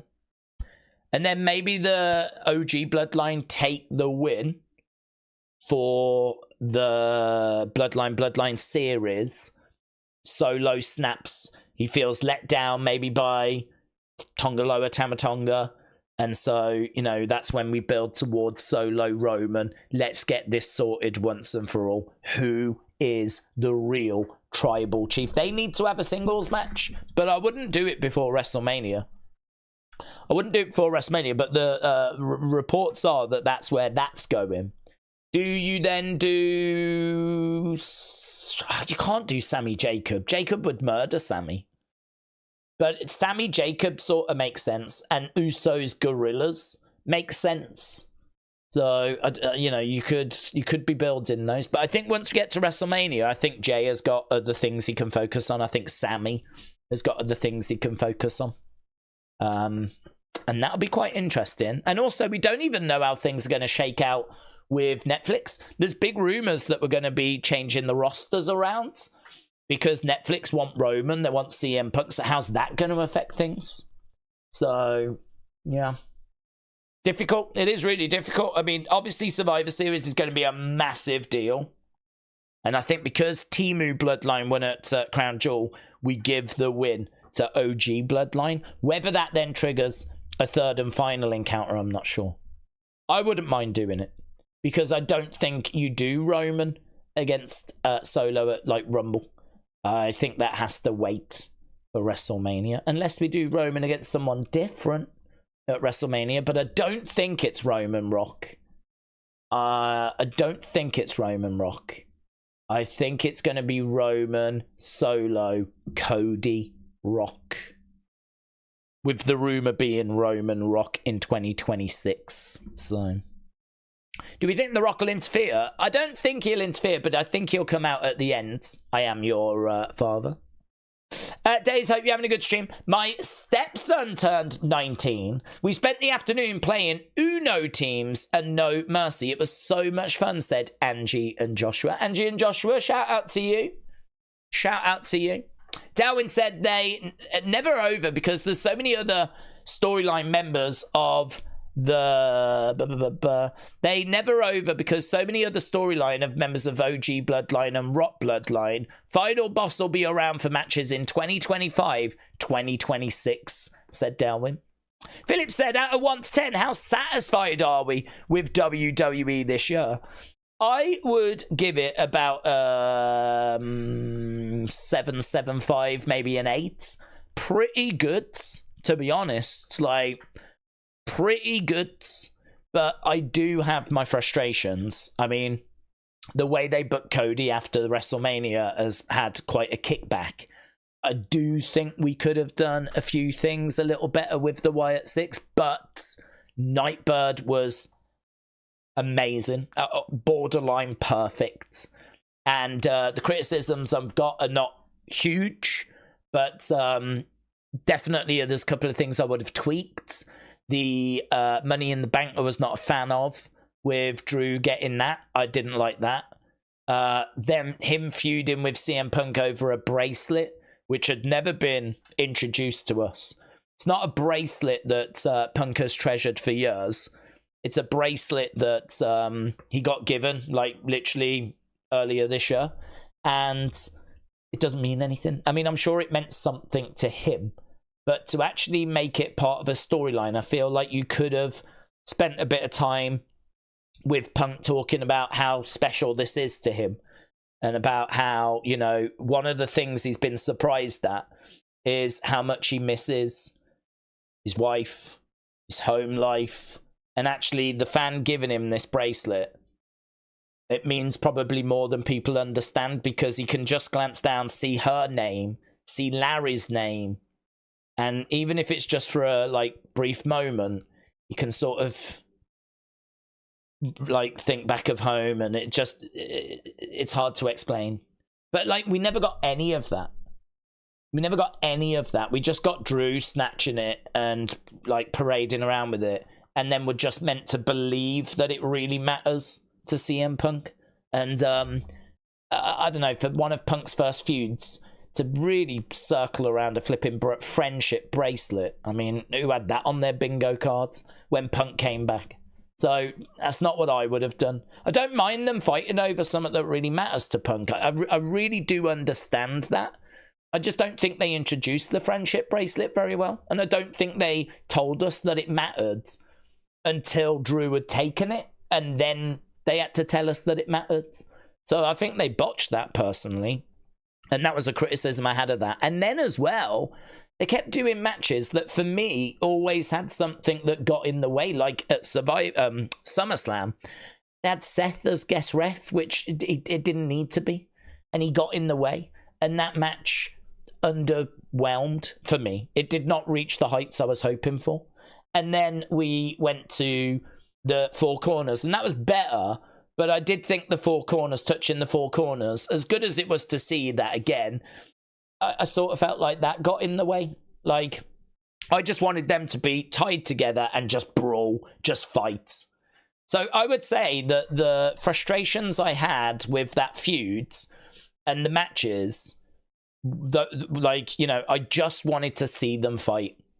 You could make the argument that when they finally get to the cage match, which is amazing, and it gives me everything I wanted, you could make the argument that they basically made me wait for something they knew was going to be really good.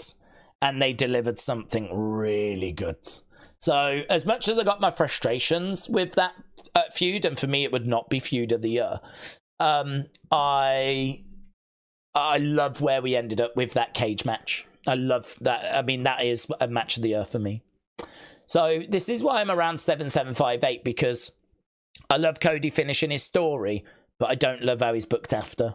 I love the cage match between Punk and Drew and the work they were doing in promos and on social media, but then I've got my issues with it as well. I love Liv Rhea. I think that's been a great story. I think it's been the best thing Liv's ever done, and it's not even close. And I think it's elevated her as a star. But then I think that we have just spun our wheels too many weeks and we haven't really progressed the story. It's just Rhea comes down, brawls with Liv, So, but that's been, a good story, even though it's got a few flaws in there. The Wyatt Six Nightbird was amazing. The costumes look amazing. But then we spoke earlier about how they haven't sold it. How you've got Jay just not bothered backstage, or no one seems to care that The Miz has been kidnapped, So there's all these little bits throughout the year that you can point at and go, I wish, the spoilers, the tape shows. I wish we hadn't have done the big kind of bloodline reunions on those shows. Could we not have done that earlier? Did we have to have those images and videos doing the rounds on social media? I mean, so yeah, the frustrations, little annoyances, not anything massive. It's not like I'm sitting here and I'm struggling to think of good feuds or good matches. I think WrestleMania 40 gave us one of the best PLEs we've ever had. I think that the end of that is regarded as one of the best moments we've ever had, with Cody finishing his story. The Rock coming back was incredible, which is why, I have no problem being right up there, like near the 8s, but I can find enough frustrations. Where, this ain't a 10 out of 10 year. And we can do better. And to be honest, if every year was as good as this, I'd be fine. Like, honestly, if next year we had some stuff that was as good as this year, I'd be thrilled. Like, this is above average, well above average compared to 2019. This is a flipping gift. So I suppose what I'm trying to do is I'm trying to just point out a few negatives to explain why I'm not 10 out of 10. But really, we should be more focused on the good stuff we had, because this has been a very, very good year. Very, very good year. So, I'm feeling quite good. I'm feeling really optimistic. I'm feeling optimistic for the future as well.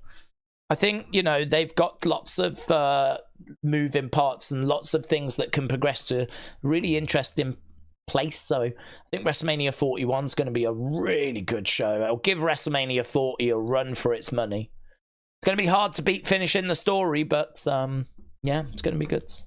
Liv's had the best year in her career, said Delwyn. Totally. Bloodline stuff just goes on and on. Roman not liking Sammy is just like February last year, says Brian. SmackDown was really good.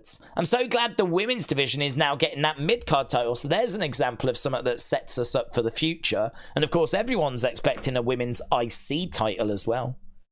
And the storyline of Roman and the family is awesome. Randy and KO is crazy, and I've really enjoyed that. Yeah, and obviously Randy can go heel, and then that opens up a whole world of opportunity. And don't forget, next year we got Cena's retirement year, so So good. So much good stuff.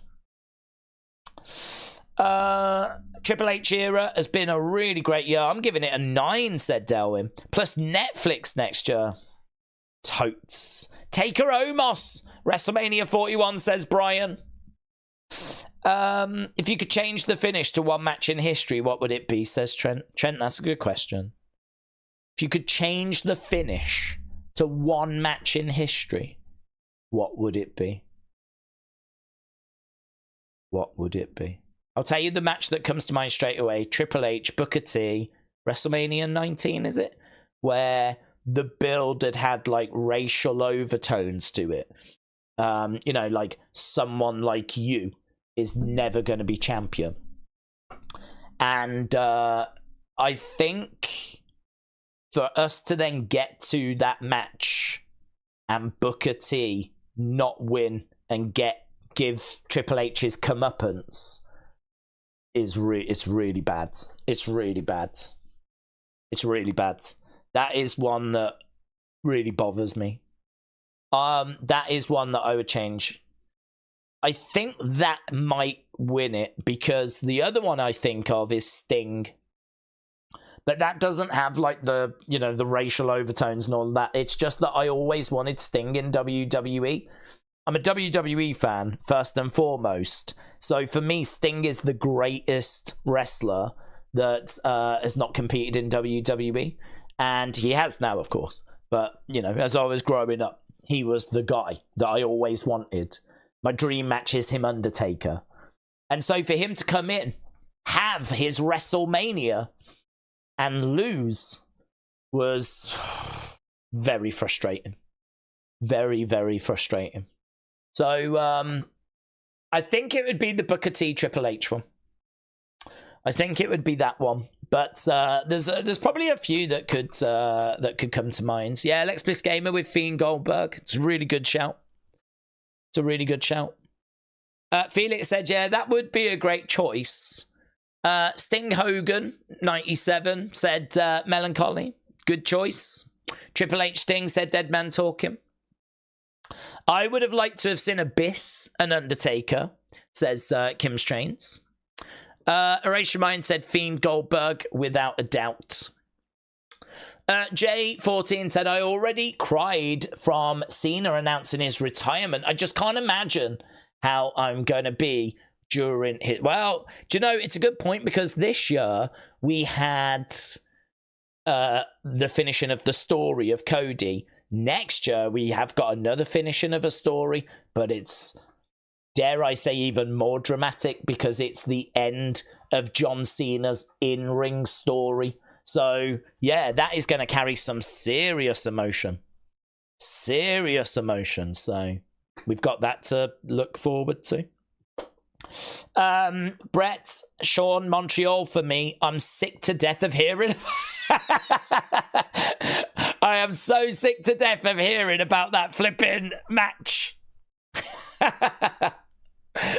Yeah, it's true. That has eaten up a lot of time, though. It has eaten up a lot of our wrestling lives, hearing about that, watching about that, shows about that. So I can't imagine never having it now, to be honest. Right, anyway, we're done. We said we would stick around for 3 hours and we've gone well over that. I don't even need to do Unseen, which is amazing. So I don't need to worry about that. But it's already up if you've not seen it. It's good. And actually, there is something really good in the fun folder, which I think you might find interesting. So that's on WWE Shop. And yeah. There we go. So I hope you enjoyed this. Something really, really different. And not something we'll do that regular, to be honest. So that's why this was pretty special.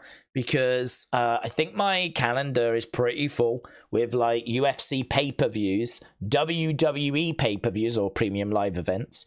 Things like Saturday night's main event coming up, Survivor Series coming up, Deadline coming up, UFC coming up, Fury against Usyk coming up. So there's like loads of big things coming up. So not something we're going to get an opportunity to do regular, but I really enjoyed it. Always love sitting and chatting with you guys. I hope you got something from it and enjoyed it as well. I so appreciate people hanging with us, spending time with us. It really is appreciated. And hopefully I will see you again next time. We'll be back with another Unseen tomorrow. And of course on Monday, we'll be back with Monday Night Raw. Thanks for watching. Bye for now.